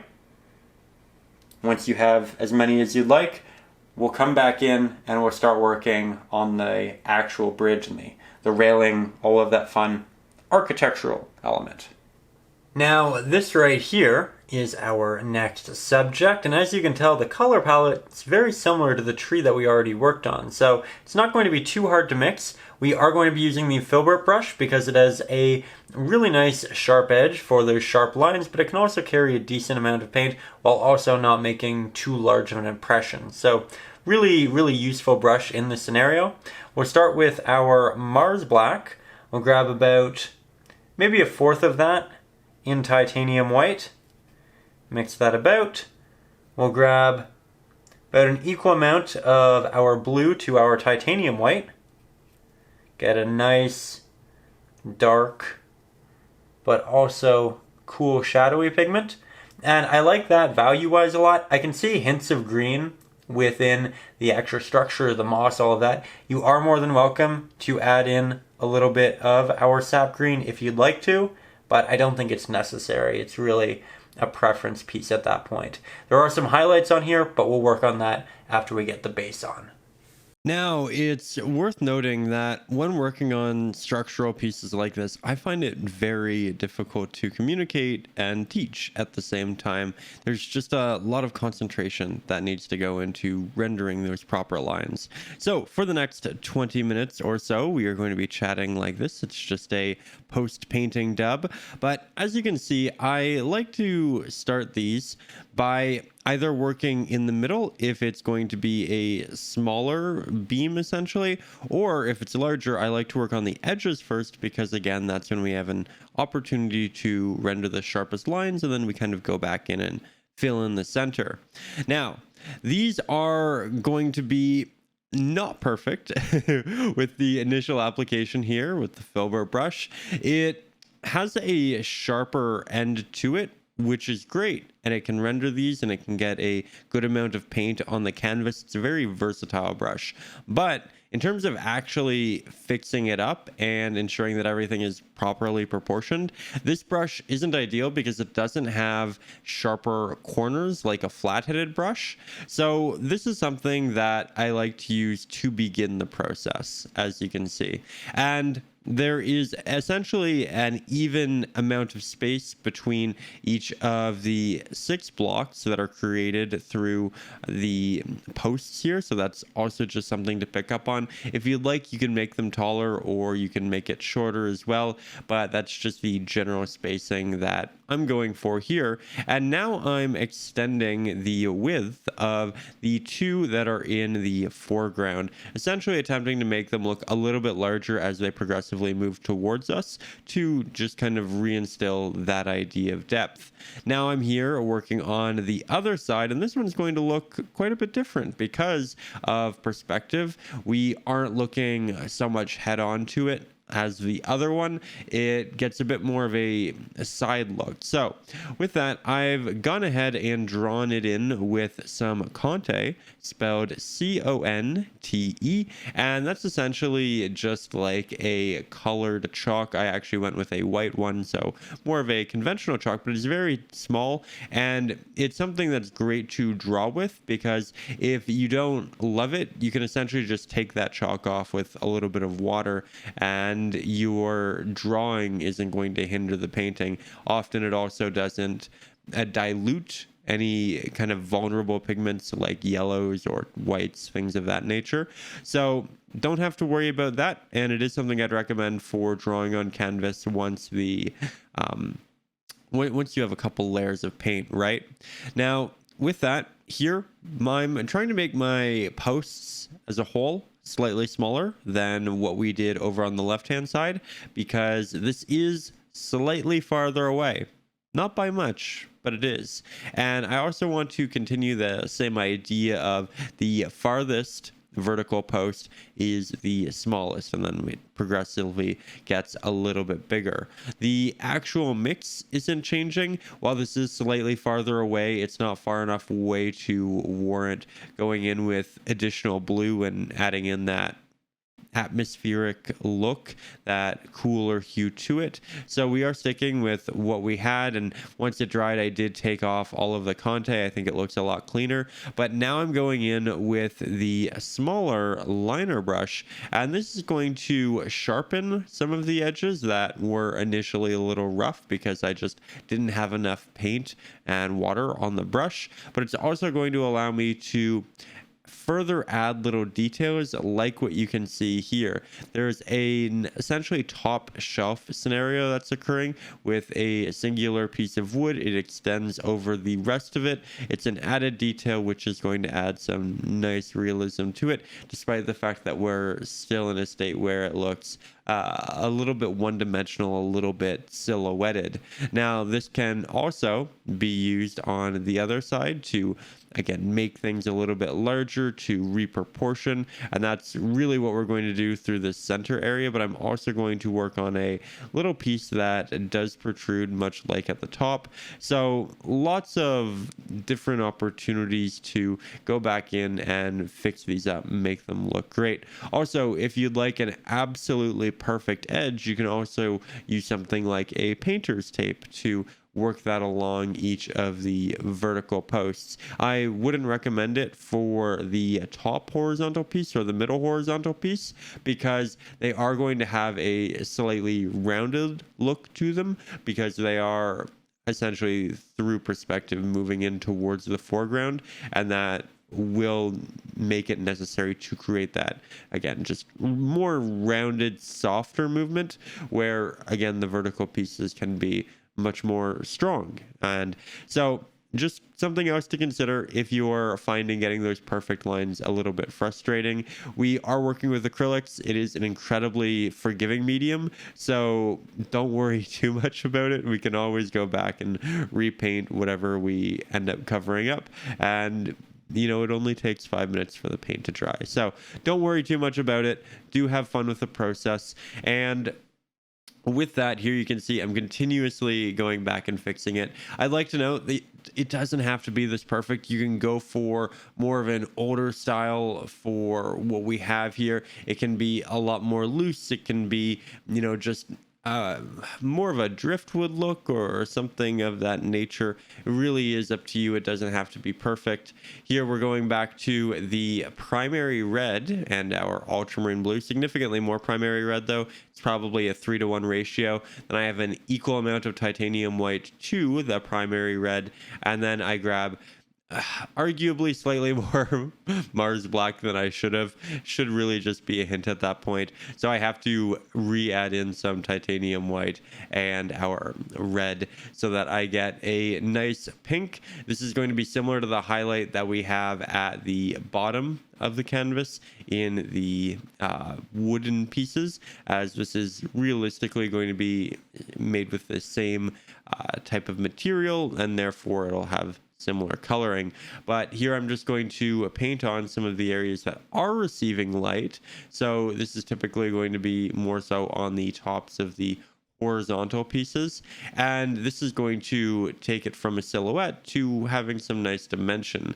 Now I'm going to skip in between a couple of the vertical posts here with this one because the actual beam is sitting behind all of these vertical pieces. It's more so on the inner side of the bridge. So we'll actually paint it differently over on this piece on the right hand side as we are looking directly at that inner piece. So recognize that they are rendered differently, but that variance is going to just, again, make it look a whole lot more natural. This is something that you're probably going to want to do 2, maybe 3 layers of, but be very careful. Don't apply much pressure. You don't want it to accidentally get larger every time. And I would also recommend letting it dry fully before you go in and do that, just to ensure that you do get a really nice application and you're not accidentally taking paint off in an attempt to add paint on.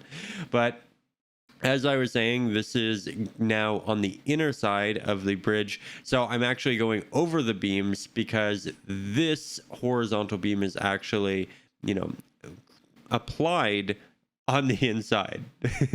So that's essentially our reasoning for it.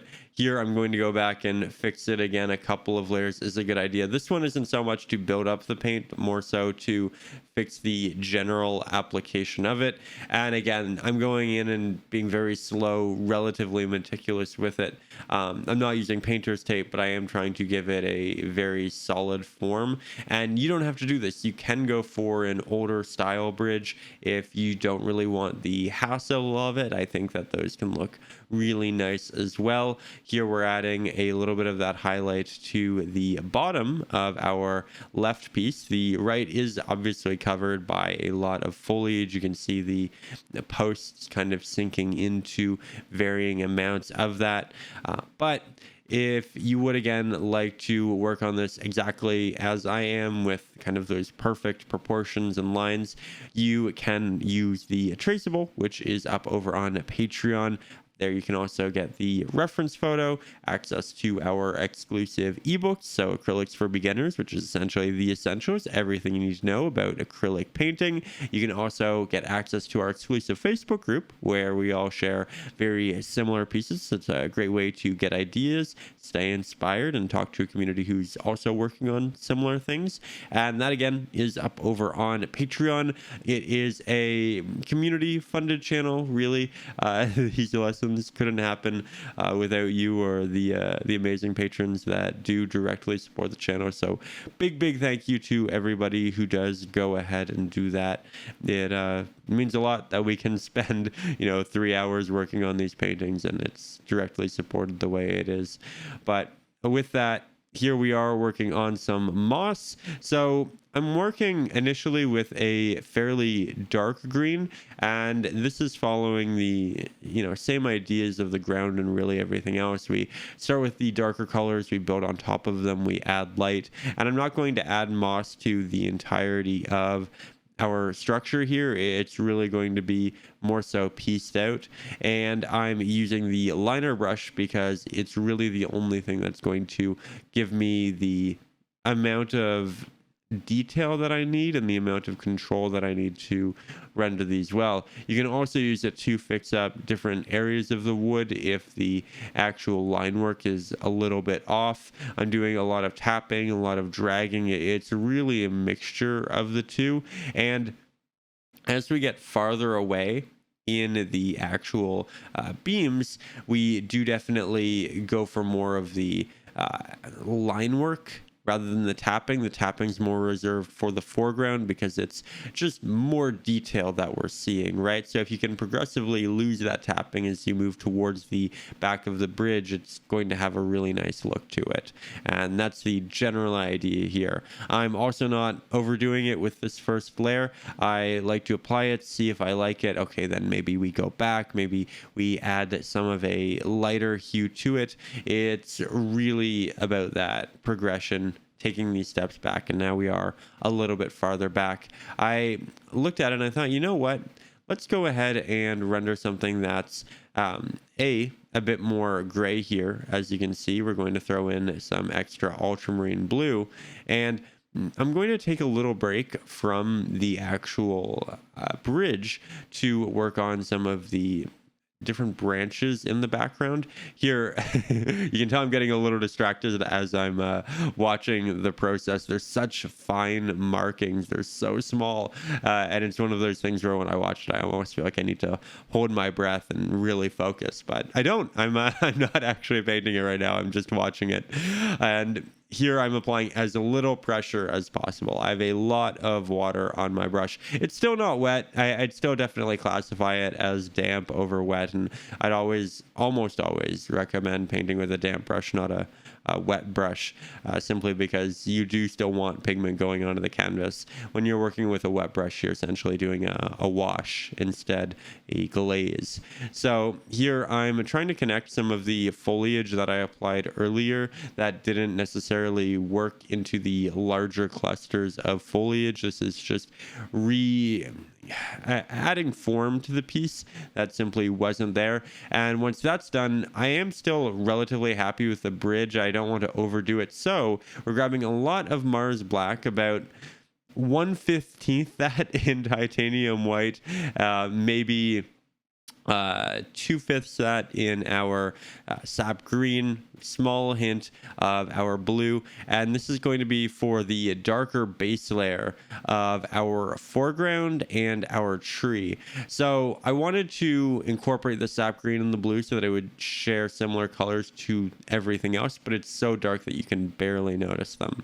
And this is where we're just going to fill in the rest of our negative space. I'm going to be doing so with the 1-inch flat-headed brush because it's a really large space, and this is certainly the easiest brush to go ahead and do that with. As I get towards the edge of the ground, I go for more of a tapping effect using just the corner of my brush. I try to get a very varied look, and that way when we are going in and applying all of our grass, all of our foliage, it kind of protrudes to different amounts. Here you can actually see we're leaving a little piece of the ground showing kind of in between all of the foliage, so that's just an extra little fun piece to further diversify the area, and I actually really end up loving what we do there. So would recommend leaving 1 or 2 different open spots. If you do more than one, try to ensure that they are of different sizing, just so that it's continuously interesting. Here with the actual tree, I am again starting predominantly with the edge, and then as you can see, I go back and I fill in that left hand side, but my brush does have quite a bit of water on it, so I'm really not having a hard time, though because it is damp. As I feel like you can probably see, this layer is quite thin. There are definitely areas where you can see the brighter canvas showing through, and this is a great reminder and indicator that when we are working with a bit more water to render those very sharp lines of our trees, we probably should go back in and do a second, potentially third layer. So just do keep that in the back of your head, and this is much like the well, everything else, just initial layer, just a silhouette. We will be adding a lot of texture to it, so don't worry about that. And now we're heading in to work on some branches at the top. We're going to be using the liner brush, and these are going to be the largest branches, the close-up that we end up doing. We'll get a lot of detail in them, and with my motions here, you can tell that I'm not going and doing the entirety of the branch in a singular motion. I do lift my brush off, that way I can get those nice sharper kind of start and stop effects, though I do try to incorporate a little bit of a sharp wiggle sometimes in these ones in the foreground. Generally, the area that is coming off the tree is a bit more round, a bit softer, and then as we progress towards the end, it gets more jagged and a bit more visually interesting. So lots of different small techniques to kind of keep in mind when rendering these. I do want to ensure that they are consistently crossing over with one another to establish the fact that there is depth and they do move on top and not just growing perfectly out horizontally and then not disturbing one another. They will get wrapped up, and the area that protrudes from the tree will always be the widest. So that's also something to consider within this process. All of the little offshoots will become smaller and smaller. Ideally, if you accidentally make some that are a little bit too big, don't worry about that, because we can always go back in and cover it up with foliage. But the goal is to make it smaller as we progressively move out. And you can always go back to the entry point where it, actually connects to the tree and make that larger should you want to. That's something that I find myself doing quite a lot. I'm doing it right here, and it too is a fairly good technique. But the middle-ish of these branches is extending out towards the tree, and I think that is actually working really, really nicely. We're going to add quite a bit of foliage. We're going to have this wrapping effect of green at the top, so it's going to work well with all of the green in the middle. It's going to feel cohesive. But I'm also going to do a couple lower branches, not too many, but just a couple to show that the branches don't just immediately start once we hit a certain height in the tree. It's something that is slowly built up to, and then you get more and more branches as you do reach those heights. So with that, I'm now going to take a bit of a brighter pigment. I added in another tree that I didn't end up loving right to the left of my current stroke, and it connected with the one in the middle, and I just wanted to show you that if you do make those trees too large, you can simply go back and, you know, reincorporate that backing pigment, or start just separating trees, doing things like that. So don't ever feel like anything is concrete in these. You can always go back and edit. Now that we have our base layer applied, when we look over at the right-hand side of the tree, we can see light working its way around it. And in the past, in the distance, we generally used a blue because there was so much blue light and cool light in the background. Here, however, we're getting more of that innate coloring with a bit of a mossy finish as well. So I'm actually going to begin with the color that we've been using for a lot of our browns that we used on our bridge and on our ground, and that is more of a pinkish purple that's relatively desaturated. Now, my palette is fully dry, so I'm not too concerned about what's down here. We'll go in for a test, and I don't think it'll match, to be honest. I'm really just looking for the value. I'm trying to make it more cohesive than it is in the actual photo, and I think it'll work out really well, but we are going to cover a lot of it in a mossy green. So you know what, I think I'm actually quite happy with this, and if you feel like it just stands out a little too much, you are more than welcome to work in a bit of burnt umber as well, and that'll definitely make it look a lot more conventionally colored. Now, in the process of mixing more, as you can see, I did opt to add some additional titanium white to it, but you can start with darker pigments and slowly build up, as we did with so many other subjects. Though in terms of actual application, I'm going to go on with a mixture of a pure tap, which you can see me rotating my brush for, and this is going to give us some really textured looking bark. Or you can go in with a bit of a drag effect. Though it's very stuttered drag, we apply a little bit, we remove the brush, we go back, we apply a little bit more, and that way we don't get anything too straight or artificial looking. So we'll continue going down the edge while we have some water on our brush, while we have fresh pigment, because again, that is when it is easiest to create the most intentional lines. And then as we start to run out of paint, I work my way inwards. Occasionally apply slightly too much pressure, and that's how we end up with the larger marking like that. Though, we can always go back in with this very dark pigment and work over it, so it's never really an actual concern. And there I can tell that my applications are getting very similar, so I'm switching the brush to the other side.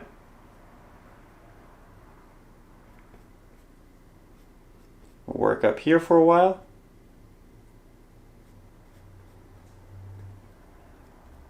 Again, things are getting similar. We rotate the brush. Running out of paint, working towards the inside of the tree, creating some slight texture. Just hints of pieces of bark that are emerging and catching light. We'll head up higher, grab some additional paint. The more you go over the same area, the more you'll build up that pigment, because initially our brush is a little wet, so that application is going to be semi-transparent. And we're going to see the darker, almost Mars black mix underneath, which will make our actual pigment be a little less colorized, a little less saturated. So here we'll just go over the edge again, build that up, and I'll continue this all the way down to the bottom of the tree. Going back in with some slight taps here, just so we have that consistent texture throughout. Though, as I move farther to the left-hand side, I completely stop doing the drag effect, and it is purely the tap. And it's my goal not to get a solid, straight, sharp line with the tap, but really just a couple little speckles here and there. The lines will occur, but if you angle the brush intentionally, often you can get just a little tapping, just a little dot. So here we have a bit of a distant look as we finish up the bottom of the tree, and what I'd like you to take note of here is how, despite the fact we went with more of a pinkish purple for the tree, it actually fits in really well with the rest of the piece. I know that it can kind of seem strange sometimes to use these other colors for things that we have these, very built-in understandings of, but much like the trees in the background being blue, sometimes an interesting lighting scenario, time of day, can render these scenes that are just really special. So, don't be afraid to try different colors and even create something a little surreal if you feel inspired. I think that while we are working with a reference photo here today, and while I normally do like to do that to kind of give me extra ideas and make sure that I'm diversifying in a way that I need to, art is meant to be fun. It's meant to be creative. You're meant to be able to take it and make it your own. And again, while I'm using the photo a lot, I would like to implore you to enjoy the process. And if you feel compelled to do one thing or another to make it really surreal or hyper realistic, go for it and make it something that you're proud of and that you enjoy making as well. So, just to hammer home that point there, I think this is actually really nice, and I think we're ready for the next step. Once we add a slight highlight to some of the larger branches, we're only going to do it to the larger pieces, but I think now we're going to add in some moss and greenery to further tie it in with the rest, though this is going to be very green. This is going to have quite a bit of green, so don't you worry, we will not be lacking in that pigment come the end of the painting. Now, for the greenery on the bark, we're going to go to the smaller liner brush, and we'll start with the sap green, about an even amount of our titanium white, about half that in Mars black. Start with a bit of a darker green mixture to begin with. And we can find the edges that we want this to build up on. Just like that. I like to start with pre-established edges, so ones that already have that highlight, just because I know that area should be filled. But you can also branch off into more of the negative space as well. We can also, again, go for something even darker and use it for more of the shadows and the crevices within the tree. And frequently switching up your greens can look quite nice, especially if you are jumping around and applying them to a wide variety of spaces with minimal amounts of paint. So here we just have a little bit of that moss growing up the tree, which will connect all of our foliage to it. There we go. Go back, grab more of that darker pigment. You can see that I'm even working it on the left-hand side of the tree to an extent, just because it is dark enough that it won't look like there's a lot of light moving around.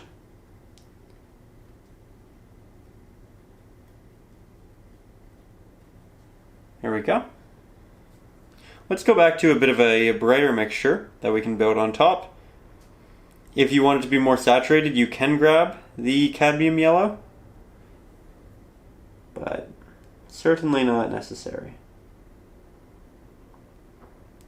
Also doing lots of little dotting on the darker areas of the green with the highlight. I find often that makes for a really nice mossy look. Though this is quite bright, so I'm going to predominantly stay on the edge that is receiving light. While we were comfortable with moving the more dark pigment to the left, I don't think we can get away with it with a pigment this vibrant, this bright. That said, the tapping effect is working really, really nicely in a lot of our negative space, but also when highlighting the more prominent areas. And the higher up the tree we go, the less and less you'll actually see that moss, so we don't have to do too much as we get higher up. If anything, we'll just go for the darker mixture. But I think that actually looks really nice, and at this point it's just a little bit of addition here and there.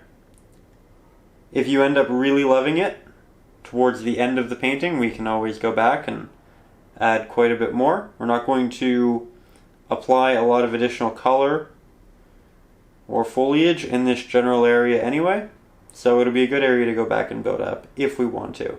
But I think we should do a lot more of our foliage first. That way we can tell if the piece really does need more green, because we don't want to accidentally do too much. Now we're going to start working on this area down here, but as you can tell, it's very visually busy. We have a lot of different plants going on here, different types of foliage, there's a lot of coloring, and while I like it, I want something that's a bit more clean looking. So what I'm going to do is start by creating some backing shapes for our general plants, for our foliage, which is essentially silhouettes that we'll build on top of, and it'll be done with a darker base layer to begin with. So I have my liner brush here. I'm going to grab some of our Mars Black. This area of the palette is fully dry. I'm going to grab about double that in our Sap Green. We'll grab about 1/5 that in Titanium White. And I think I want to darken it up a little bit more, so we'll add in a hint of our Mars Black. That's a fine mid-tone. Let's double up the Mars Black. And I think that'll actually work really nice for the underside of a lot of these pieces of foliage that just don't receive as much light, and then we can build all of the nice highlights and colors on top, but in a bit more of a uniform fashion. So now that we're back over at the canvas, we will grab some pigment with our wet brush, and we'll start to figure out how we want these to be formed. Now I know I want some larger plants that move up in this way because I see them in the reference photo and I like them a lot. So we'll create a stem. It's a dark green, so it'll work well for a stem. We'll create another one. And then we can create some leaves. Not too large, not too many. Just like that. I like it a lot. Let's do another one. I can see there are actually quite a few in this general area. So we'll just start with these. Nothing too complicated. Go back, grab some additional pigment. When I look over at the reference photo, I can tell that there are some lower sitting plants as you move slightly more to the left, and so far we only have one type of plant, so you know what, we can expand. We can go to 2. And this is more comprised of individual leaves that are sitting on their side to a point, but it's not always just that. There's a little bit of a dip. So there's a start at the bottom, it moves up, it comes back down. It starts and stops with more of a sharper application, with the body of it being a bit larger. And while that is the general shape, they're not all the same. We do want to ensure that they're constantly changing, so there are slightly different trajectories and angles. Some of them will be angled up a bit more, but the majority of them are kind of moving their way down. They're a bit more weighted, right? So, that's a good start. We have a couple there. Let's create a little bit of a grass. Might need a smaller liner brush, might not. It's actually turning out well. We want our grass to intersect to create some dimension. Some of it's falling over, some of it's higher, and it kind of gets lost within the darker area of this, which is quite nice. Grab a bit more. As we continue to move over, in the reference photo, I see things really start to change. There's a bit of an open area of the ground here with some fallen dead leaves, and then you have a larger plant in the background. I don't think we're going to go for that. Instead, I think we'll continue to play with a couple more of these. I really like the idea of building height in foliage as you move towards the tree. That way it acts as a leading line, it comes down and it leads into the path. So this is where we are taking some artistic liberties, but for very purposeful reasons. And that's something I'd definitely ask you to consider while you're working on your paintings and you are opting to take those liberties and you're asking yourself, what should I do here? Consider what would aid the painting in terms of balance, in terms of leading lines, in terms of making it more cohesive or more interesting if you feel it's lacking. And all of those changes that you make, all of those artistic liberties, generally are going to come from a place of, it just could be better if it had this, or if it was a little bit different. And that's kind of what we're considering throughout this process. Now I'll tap on some extra leaves down here. It's not too different from the base layer, but it is a little bit, and that's hints of depth, which are nice. There we go. We can also incorporate some of these in the background if we want, but I really don't want to incorporate too much of a darker pigment in the back, just because I do want it to remain looking far away. So we'll just do a little bit. Maybe have it wrap around and up that. There we go. So now it looks like it dips down in, and then there's this larger area up here. In fact, I think I actually want to make right under quite dark. Just give us some more dimension. We can do that with this brush.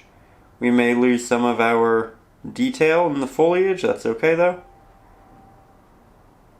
I just want it to look really dark under the bridge because there's going to be minimal amounts of light. And then as you move towards the left, it can get brighter again. There we go. I think that actually has a lot more dimension. And right now this looks quite a bit darker than this, but that's really only because it's wet. Once it starts to dry, it'll look much more natural. It's just a little reflective right now. There we go. So, happy with that. I think it's time to start moving to more of the highlights. And while this liner brush can do the trick, I think I want something a little bit smaller. So let's find another one of those. Or if you have extras of these, you can cut them. I do that all the time. This brush is actually quite a bit larger. I cut the edges to give me less bristles, which allows me to make smaller markings, but I have multiple that do the same thing. So we are back. We are closer. And we have a smaller liner brush. As you can tell, the edges yet again were cut, so this is a custom made one, but it will do a good job nonetheless. Going to look at the darker mixture we have here and mix something brighter right beside it. We will grab some of our cadmium yellow light hue. Lemon yellow also works quite well for this sort of thing. We just want a brighter yellow that's fairly saturated so that when we add the white to our green, we end up with something that's still nice and vibrant. I think that's a good starting pigment. We can add it to a couple of our previously applied leaves. We can create more. We can add it to some of our grass. Right? Very soft touches with my brush. Not applying much pressure at all. Grab more, but we'll diversify. Make this a bit more yellow. Grab that. And now we'll do some little leaves down here at the bottom that are connected to something a bit smaller. And then we'll space it out a bit, make it more interesting. And then we'll use the same color over here for the same type of plant, but there's more separation between them, which is why it's going to look nice and not too segmented in the end. With that, let's now go for a slightly more green variant, desaturated. So we have more white, more sap green. Still bright, it's just a different kind of bright. Let's start by reincorporating some grass, layering it over top of previous grass, just like that. Again, very soft touches with the brush. I like this general movement a lot, and I think I want more of it. So let's create stem, stem. Let's put some leaves on them. Really stands out nicely against that darker opening down under the bridge. Now these do have some flowers on them in the reference photo, and I will be adding those once we're done with a lot of our greens. I'll also create some added grass here, but I'm leaving a darker negative spot kind of in between this and this, doing that purposefully.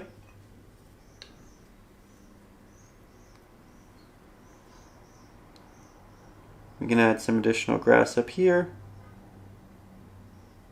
You can see that a lot of the grass is facing in this way to go with that general leading line that we were talking about earlier. I'm going to mix our brighter and our darker greens to create a nice mixed green for some greenery that's going to work its way up the tree essentially. It's a larger bush being rendered in a similar way to a lot of the rest, but it's a bit more subtle and intentionally so. I just don't want to draw too much attention towards the edge and then off the painting. We're trying to direct the viewer's eye inwards, so things get a little bit more saturated as we move inwards. These also have more shadows from the actual tree, so there's pragmatic reasoning within the actual setting to justify it. Grab some white in with our green.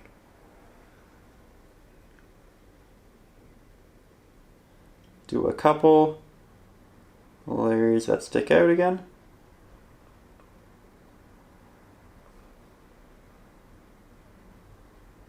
Trying to have them intersect, overlap with different greens. Again, I have a lot going on in the reference photo and I don't want it to become too busy, but I also want it to still have that initial character that the photo has. So I'm just trying to find a balance. And you can move some of the grass out into the actual walkway.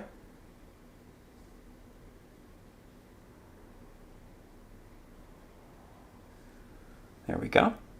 You can see how that one overlapped a couple of others. It's important. We can incorporate some of these highlights into the background. I'm not going to do a lot of longer strokes because it's farther away and we just won't see them to such an extent. And then it'll dissipate as it moves down because we are moving into an area that has a lot more shadow. There we go. It's really creating some nice depth in this area here.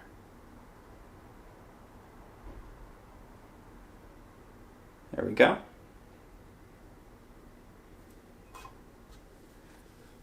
And now we're back to this spot. I think we'll make some really tall grass overlapping the tree.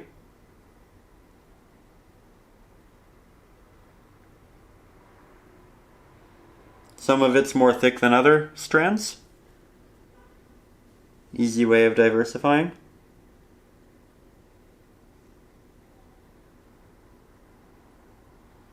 This is closest to us, so it'll have the most detail. That said, we're using quite a bright mixture around the edge, and I think that's about as much of a bright green that I want around there. So we're going to go back to something darker so we don't lose that nice vignette. More Mars Black, more titanium white. It's going to darken it, it's going to desaturate it. Perfect. And we can paint individual little leaves to give us that diversity.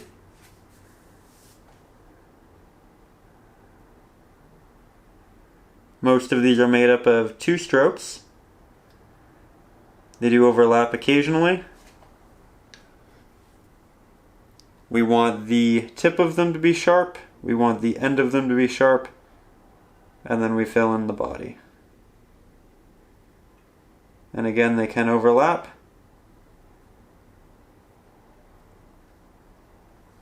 There we go. We can also just do some smaller impressions. Perhaps there are leaves, foliage that have fallen,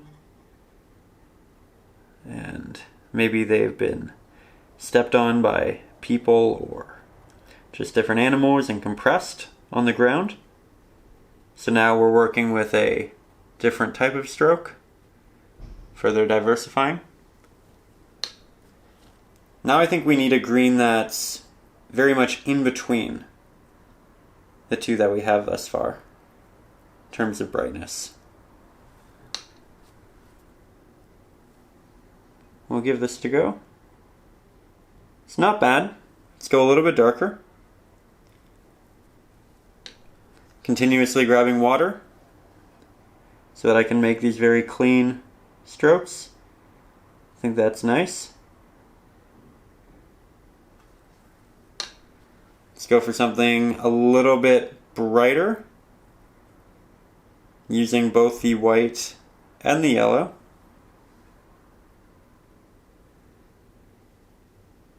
Yet another green, good. We'll interject that into some of our negative spaces as well. Yet again, building it up. And when we started this, I talked about how we'd want to use a lot of different greens and variations, and this is essentially how we go about it. We pick a couple different initial pieces of foliage, we assign them relative values and colors, and then we go back and we re-interject and we do slight changes throughout the process.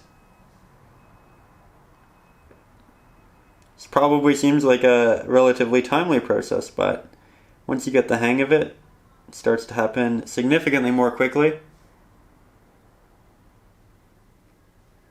There we go. Doing one that goes that way just to ensure that it doesn't become too visually samey. And we'll do a couple more little taps in the back.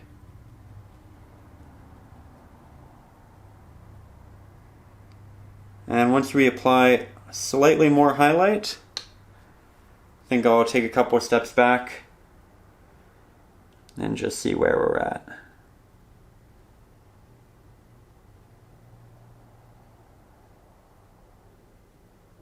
We do still want to add flowers to some of these. Now, as we take a step back, things I think are looking fairly good, and at this distance we can tell if we need to brighten up different areas here, if we need to darken them, if we need to make them larger. At this point, I'm fairly happy. Again, I want to see how the rest of the painting progresses before I really do more here or in the background, but I do know that I want some nice little white flowers on some of our foliage. So I'm not going to go with a pure white. We'll use our smaller liner brush. We'll grab some titanium white, and I'll also grab a hint of our ultramarine blue. That way it has a nice, cool feel to it. and works well with what we have in the background there. So, with that, we're going to get nice and close. We're going to go in with a little tapping effect on the ends of some of these larger stems.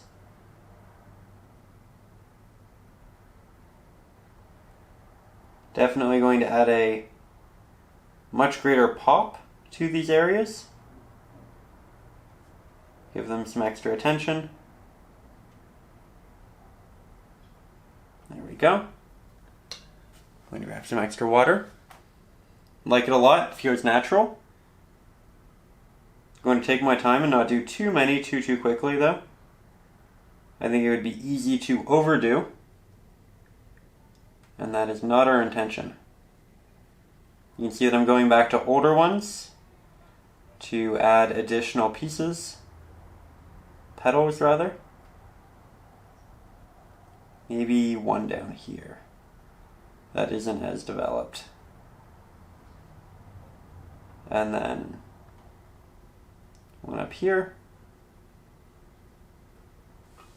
If you end up with too many, you can just go back in with the darker pigment that you had in the background, or one of the darker greens for the grass.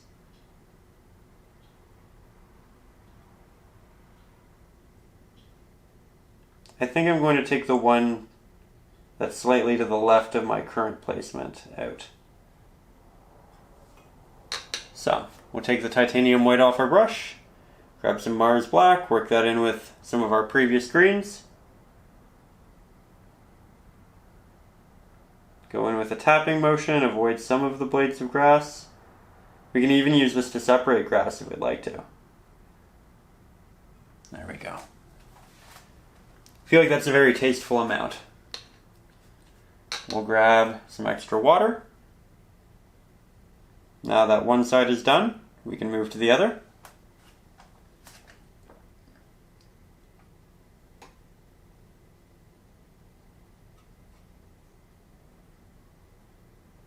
Not going to do too many over here either.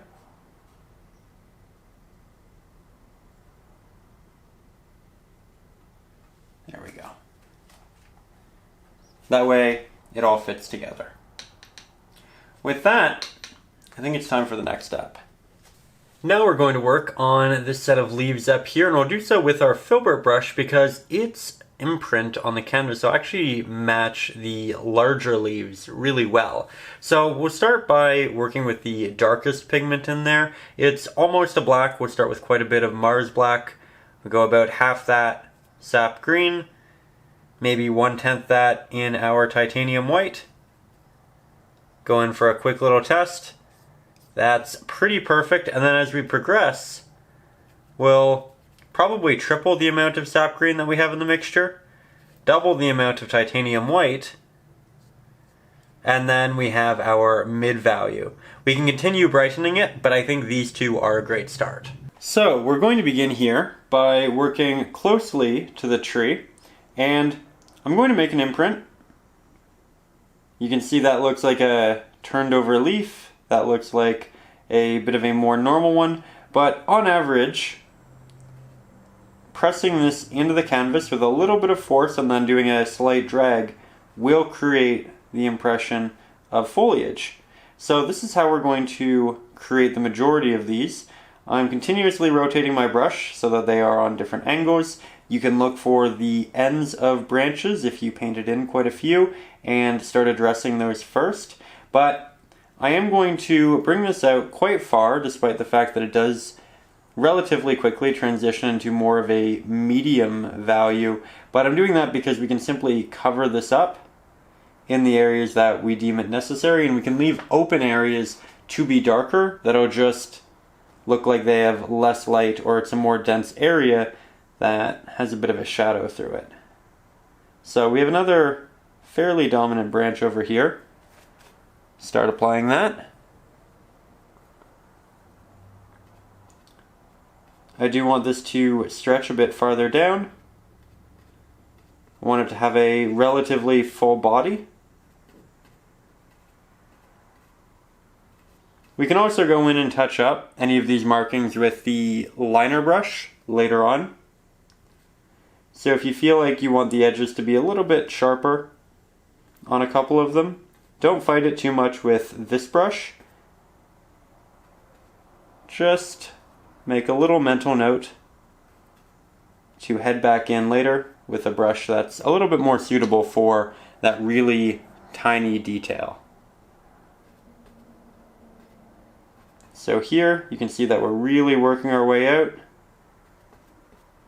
We have a bit of a cluster there, there, there, and there. I'm going to create one through here. I'm going to go over my tree with some of these, but not all of them. I want it to look like the leaves wrap around the tree, so some disappear behind it while others go in front.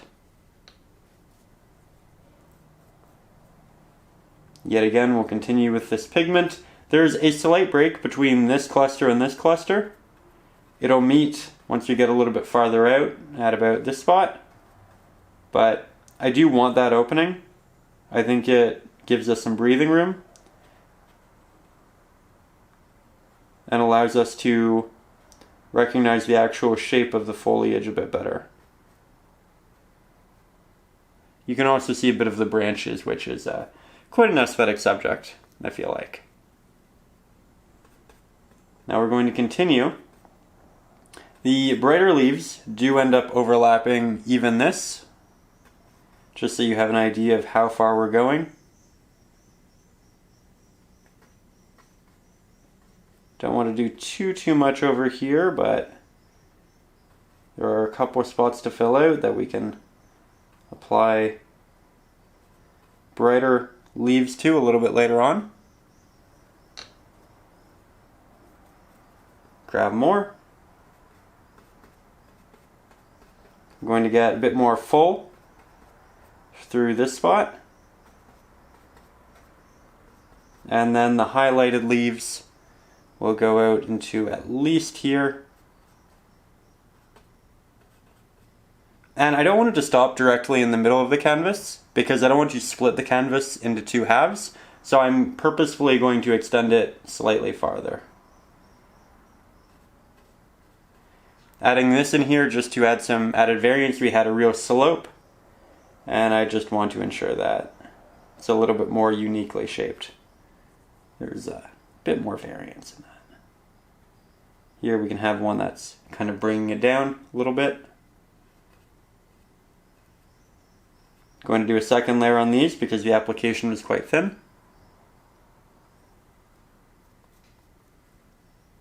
And I think we can fill it in a little bit more in there and through here.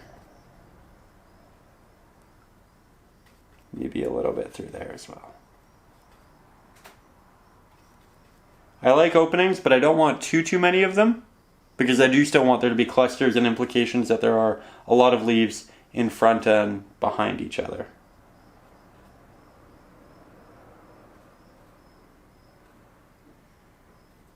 Really want to fix that up? I know I shouldn't do that with this brush. Okay, I think we should probably take a step back, see how it looks, and if we like the general shape and movement, then we can start adding on the mid values, then move to the highlights. So after taking a couple of steps back from the painting, I do really like the amount of them. I feel like it moves to a decent spot. Again, we avoided the middle. And with that, we're going to grab some of that mid value that we mixed up a little while ago. And I'm going to start applying that over some of the silhouettes that we have around the middle. Not all of them. And I am going to overlap some of these in the same way that I did the initial darker base layer. So we're going to continuously build it up in the same way we did the grass, the trees in the background, just about everything. Acrylics are so much about the layering process. There we go. Now we'll move back into here.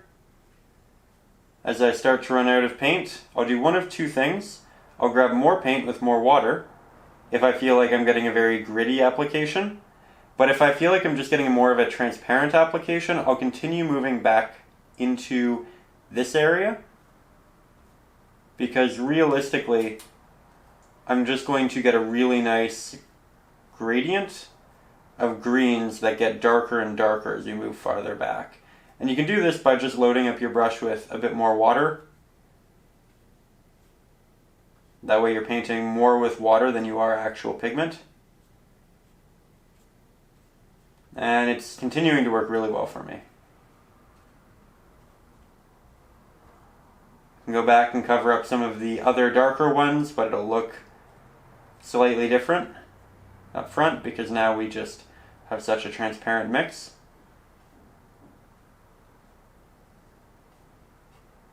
There we go. Move that back over the tree in a couple of spots. It's looking a little better, very natural. Let's grab some additional water, some additional cadmium yellow, titanium white. Mix up a brighter pigment for the leaves that we have out on the edge. And yet again, we'll continue working our way back. You can tell that a lot of the leaves are moving this way, but there is that variance in there. Can't forget about it. Things are starting to look nice and three-dimensional up close because of all of our layers. Lots of different leaves on top of one another.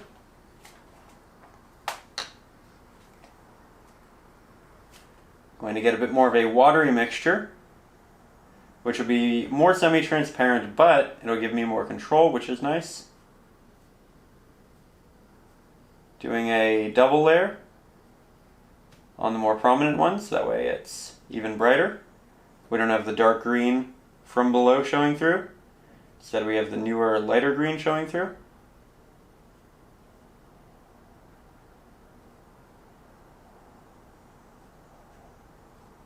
There we are. Getting really happy with this.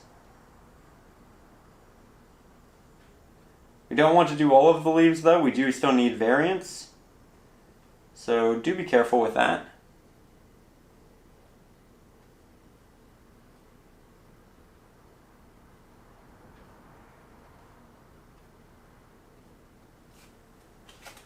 Okay, so far so good. Again, we can go back and touch up the tops of those if we'd like, but we're going to do that with a slightly different brush. That being our liner brush. So I'll make sure that's nice and damp.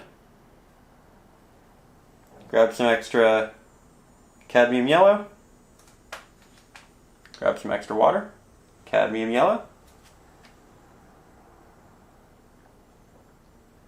And this is where we can really perfect edges the way we want. And continue to differentiate different leaves.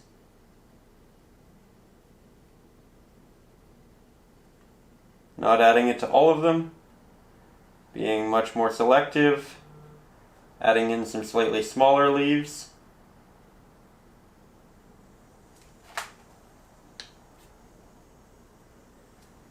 If this ends up being brighter than what you have at the base in the grass, add it down there as well.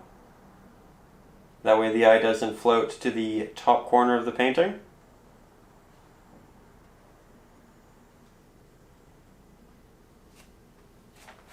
Like that. Okay, I think we'll go for the next step and again, maybe brighten up the bottom and this a little bit later on with some additional detail, but we'll see. Now, when we look back at the reference photo, we can see some yellowish orange up in the tree through here. We can also see hints of it down at the bottom, and I'll move this up a little bit, but you can see it through there as well, and it's mixed in. So we are going to add a small splash of that.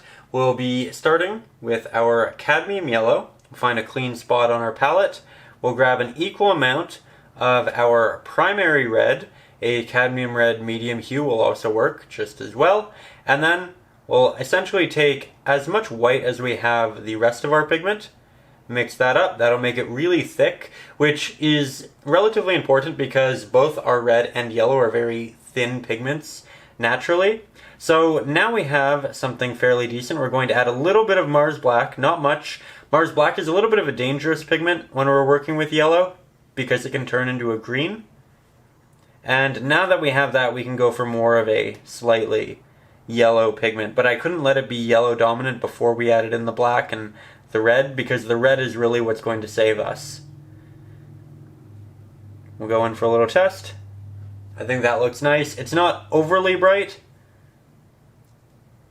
I think that's a great start. So, let's head back to the canvas. Now I'm going to take the majority of that pigment off of my brush and grab fresh pigment just so that I don't have too much at the end. And from there, we will go in, start working a couple of applications. We'll do these two together. We'll do one on its own up here. You might need to do 2 layers if it's looking a little bit thin.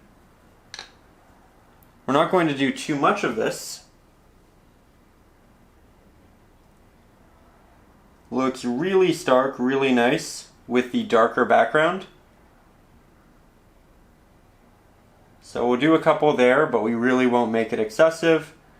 We want to do another one over here, just so that we continue moving the eye this way. This is quite stark, so we do need to balance it. There we go. And I think we can have 1, 2, or 3 right here in the center. My initial thought was 1, because I didn't want to overdo it, and then I thought 2, so that it looked natural, and then I thought 3, so that it didn't look boring, so that it looked a bit more interesting, right? We like to work with odd numbers when we can. There are occasionally exceptions, but maybe if we have 3 poking up at the top here. Yeah, so it works essentially behind this green leaf, and then these 3 all end up connecting. That's great. Okay, I like that. Let's head down in the painting. So down here we'll have quite a variety of spatial options, though these are leaves, hypothetically fallen ones. So we're going to want to start by placing them on the ground to begin with. There's one. Maybe we'll paint in a little stem. Don't have to do that if it looks too stark, and I do think that looks too stark. We can go over it with grass a little bit later, though I do think for this bottom area, at least to begin, I'm going to go in with a bit of a darker mixture. So I'm adding more Mars Black, which ended up turning it into more of a green. So I added more red to balance it out, and now we're re-brightening it. And you can tell we have a really nice brown that's occurring. So we'll try to get some of that saturation back. Bring it to more of a yellow. I'm leaving some of our initial mixture up there, so they have a good reference. And I think I like this. Let's apply that over our first. There was a lot of pigment, so I wasn't really able to subdue it all that much, but again, we can cover it with grass in a little bit. Let's try this a little bit farther out. Oh, that's much better. I like that. Yeah. We'll do some over here. And this is another thing that we're going to want to switch the color up relatively quickly. So we'll apply some. We'll have some fun with it. And then we'll diversify. Lots of little leaves on the ground here.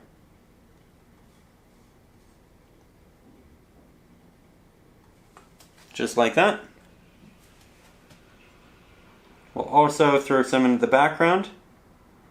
That way this color doesn't just exist up here.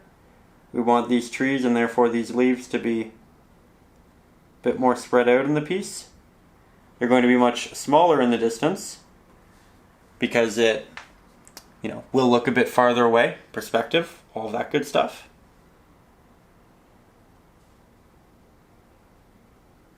Going to go in with a second layer and just thicken some of these. Make sure that they have nice sharp edging.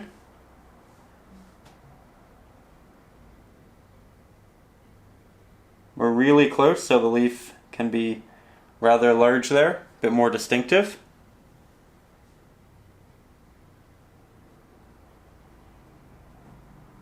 And that one's in between some grass. We can also have leaves that are falling on top of other foliage. This is something that I didn't want to do a lot of initially. There we go. Now I think we'll go for a bit of a brighter variant. So more yellow, more of our titanium white, a little bit of the red. If we have a bit of a pink mix, that's also alright. It'll look really nice with the rest of the ground that we've established. And now that we have the more subtle oranges on the ground, these brighter ones, that's actually closer to that, are going to look a lot more natural.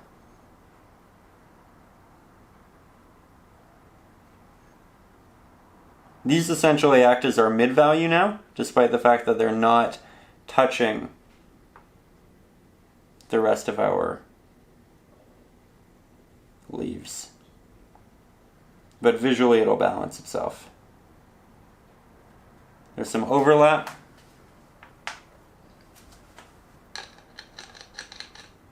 Again, we don't want to do too much of this. So we'll also grab some green, titanium white, Mars black, go for a mid-green like what we had up there. And we can incorporate some leaves down as well. We'll vary the color. This one's a bit darker.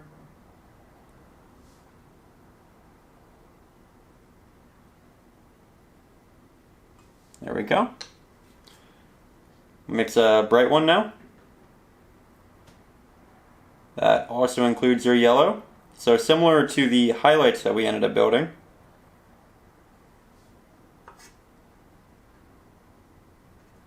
And you can place this over top of previous leaves, or you can create new ones. We're just trying to diversify.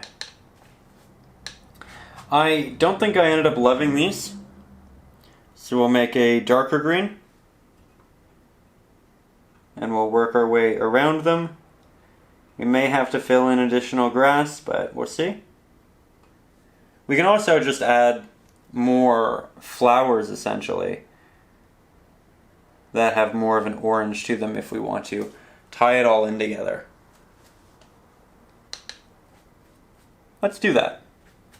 I think it'll actually look really nice. Going to grab a slightly smaller liner brush. Again, you can stick with the one you have if you feel like you have relatively good control with it.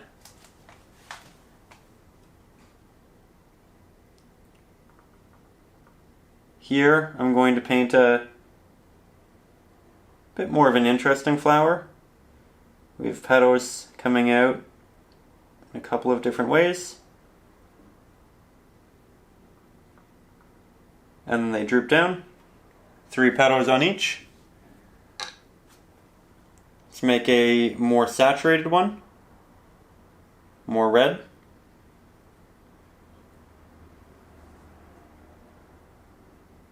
Yeah, I like that a lot. It's a great color.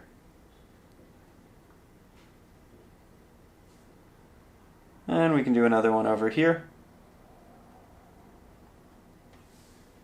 So now we have a fair collection of different oranges.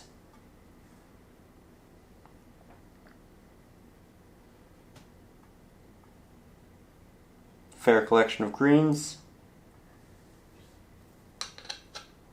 Can add a nice yellow or white center.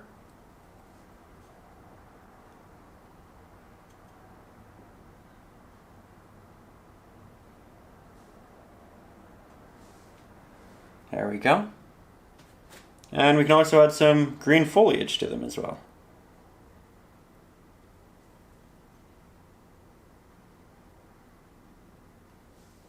Like that. I feel like we have some good pops of color, which means we can start making larger pops of color with our grass highlights.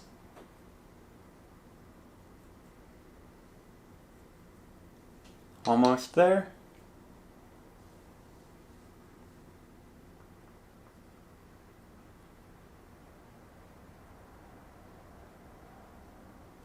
Doing both a tap and a stroke effect to balance it all out. Brightening up some of my favorite pieces, like we talked about earlier. Waiting to see how everything balanced before we really committed to the brighter pigments. Admittedly, I think the stroke might be too big there, so we can go back over that with darker pigment in a minute.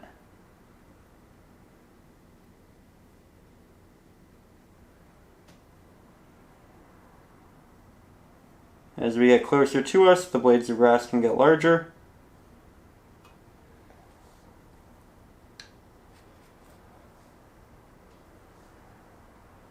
Don't want to do too many this far back, but we'll do a couple. Just to show the light progressing. And in terms of making that one smaller, we'll just grab some of that darker grass pigment, and we'll have a couple of pieces intersect with it. We can do this for a lot of them actually, if you feel you want to. It's just a good opportunity to reshape.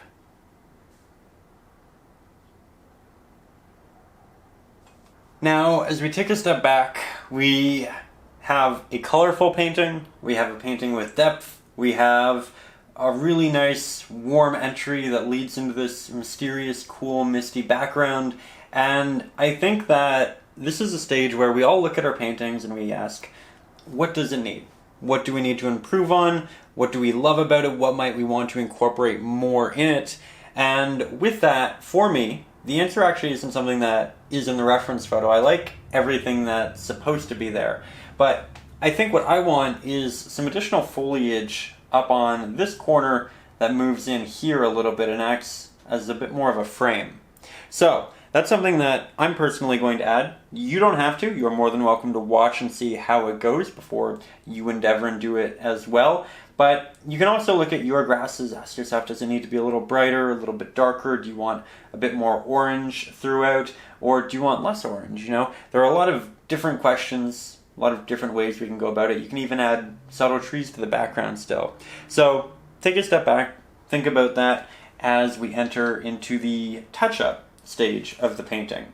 But for this, I'm going to be using my liner brush, and this one's a little bit larger. You can also still use your filbert brush, which is what we initially used for this. I just want my markings to be a little bit smaller than they were there, because the foliage that I'm working on, I want to look like it's a bit more distant, and therefore the perspective is just pushing it to look a little bit smaller. So with that, I'm going to head up to the top here, start tapping on some of our foliage. I'm not starting with a branch of any kind. I will implement those after, weave them on top of and behind our pre-established foliage, but the foliage is going to have volume. It's going to be full, and therefore it's going to be a much better representation of what we really want than the singular lines that a branch could create are. We started with the branches here because we knew what we were working to. We had that image. But with this, because I'm going to work on it from the top of my head, I'm going to approach it in a different way. So here, no branches, not yet. Starting by essentially hugging the corner so we can create more of that vignette. I know that I want some in the middle that don't necessarily connect to this or that, but I want a larger opening between this one and this one.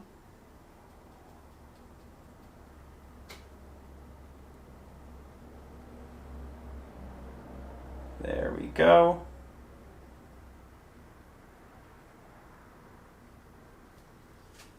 Okay, I like that. Taking steps back, figuring out what still needs to be done. I feel like there needs to be a break in this at some point, so we might as well put it here. That way it's not just a singular large cluster of foliage, it's a bit more interesting than that. I will get you closer in a little bit, but I do think that the larger shape is the most important thing to see. So that's why we are still very far back with the camera currently.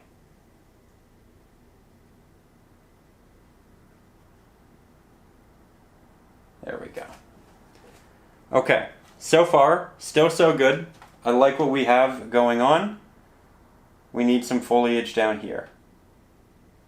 Again, I'm going for more of a framed look.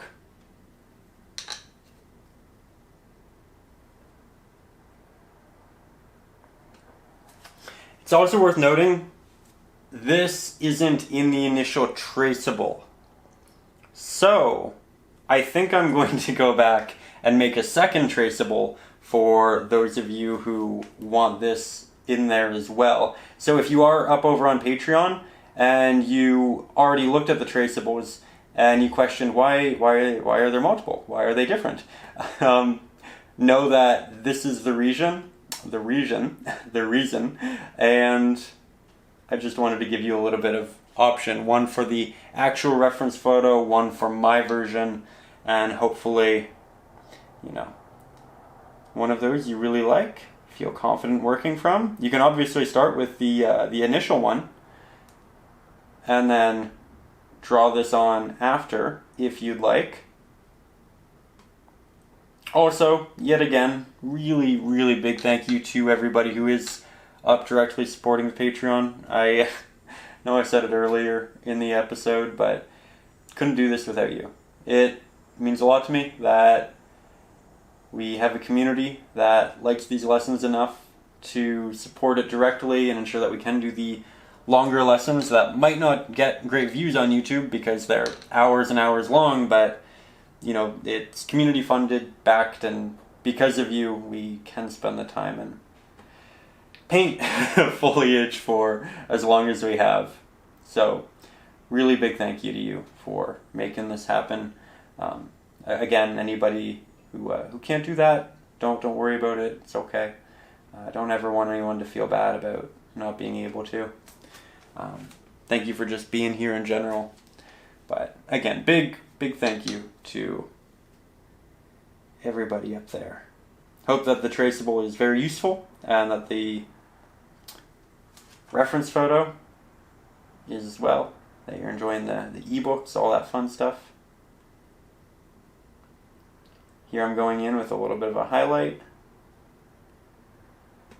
I think this is actually a really good stage to bring you back up close. So let's do that. So here we have a cluster, and I'm going to create a couple different leaves in it, different shapes, covering up portions of that darker background, but not all of it. Going to leave some to look like it's foliage that's existing behind and just not catching that light because of an unfortunate angle for it. Though the contrast between the two is going to be really nice. And I don't want to add too much of our mid-value up here, and I am probably not going to add any of our actual highlight because it is a corner and I just don't want to draw the attention to this area. So we're going to paint it with the idea, with the implication that there is simply other foliage blocking it to a point, and therefore it can't get that bright. It's not getting any direct light, right? So that's the general idea. We have some coming in through here, we have that there. Grab a little bit more of our pigment. There we go, trying to get a bit more of a draping effect.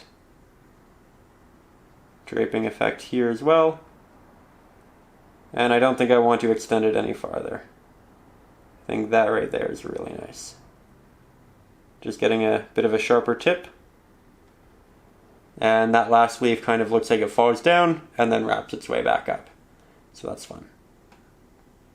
I like to make them unique, have their own character. But with that, let's get a little bit farther back and we will start incorporating the branches for it. So here we are yet again, Bit of a distance, going in with the liner brush, some Mars Black, hint of titanium white, and then either a little bit of blue or a little bit of sap green for the branches. Generally we go for blue if it's in the distance, green's a bit more for the foreground, but these are going to go in between some of the foliage, but also overlap other portions. And the general idea here is that we want to ensure that it's very three-dimensional. And it will make our leaves look three-dimensional by it doing and being so. I also don't want to overdo it. We have a lot of smaller lines occurring within the background here, so it's really there to just keep everything together, especially if we had any larger areas that didn't connect to previous clusters. So we'll just work a couple of these through. Again, not too many. Might even throw them in over on the other side. But I think that looks really nice. The next step for me is going to be adding additional highlights throughout different portions of this. I think down here as well, just a little bit. So I'm going to go in with my red, my white, a little bit of our Mars Black, a little bit of our blue. Find something a bit brighter, and if I don't get anything brighter, I can still add in the nice little tap textures on the sides, wherever it may fit in. So, lots of fun to be had, but this is really where we come to an end. So, as per usual, I'd like to say a big thank you to you for being here, for spending the time, for being a part of this artistic community. We always have a code word that we have at the end of each video where we work it into a sentence in the comment section, and if you use it in a sentence or you just put the word in there, it's a little note reminder to myself and everybody else who got this far that you also got this far. So like a little badge of honor. So today we need a word. And I think that word is adventure.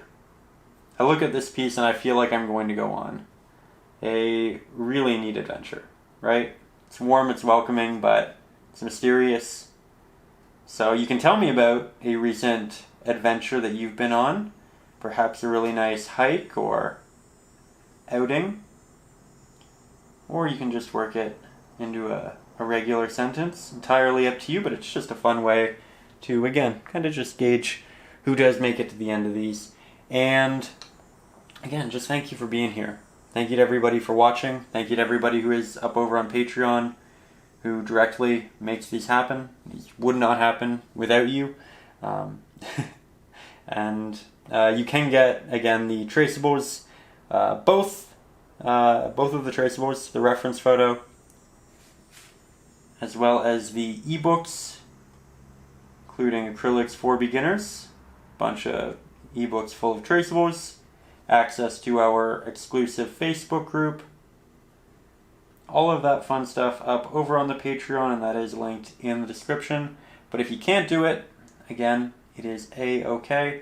Just appreciate you being here, watching the lessons, subscribing to the channel, doing all that fun stuff. I am getting really excited for fall, painting some fall colors. Have quite a few ideas, have a couple reference photos ready. And as you can probably tell, we do have hints of it in this lesson already. Already starting to work with those oranges, which is my favorite color.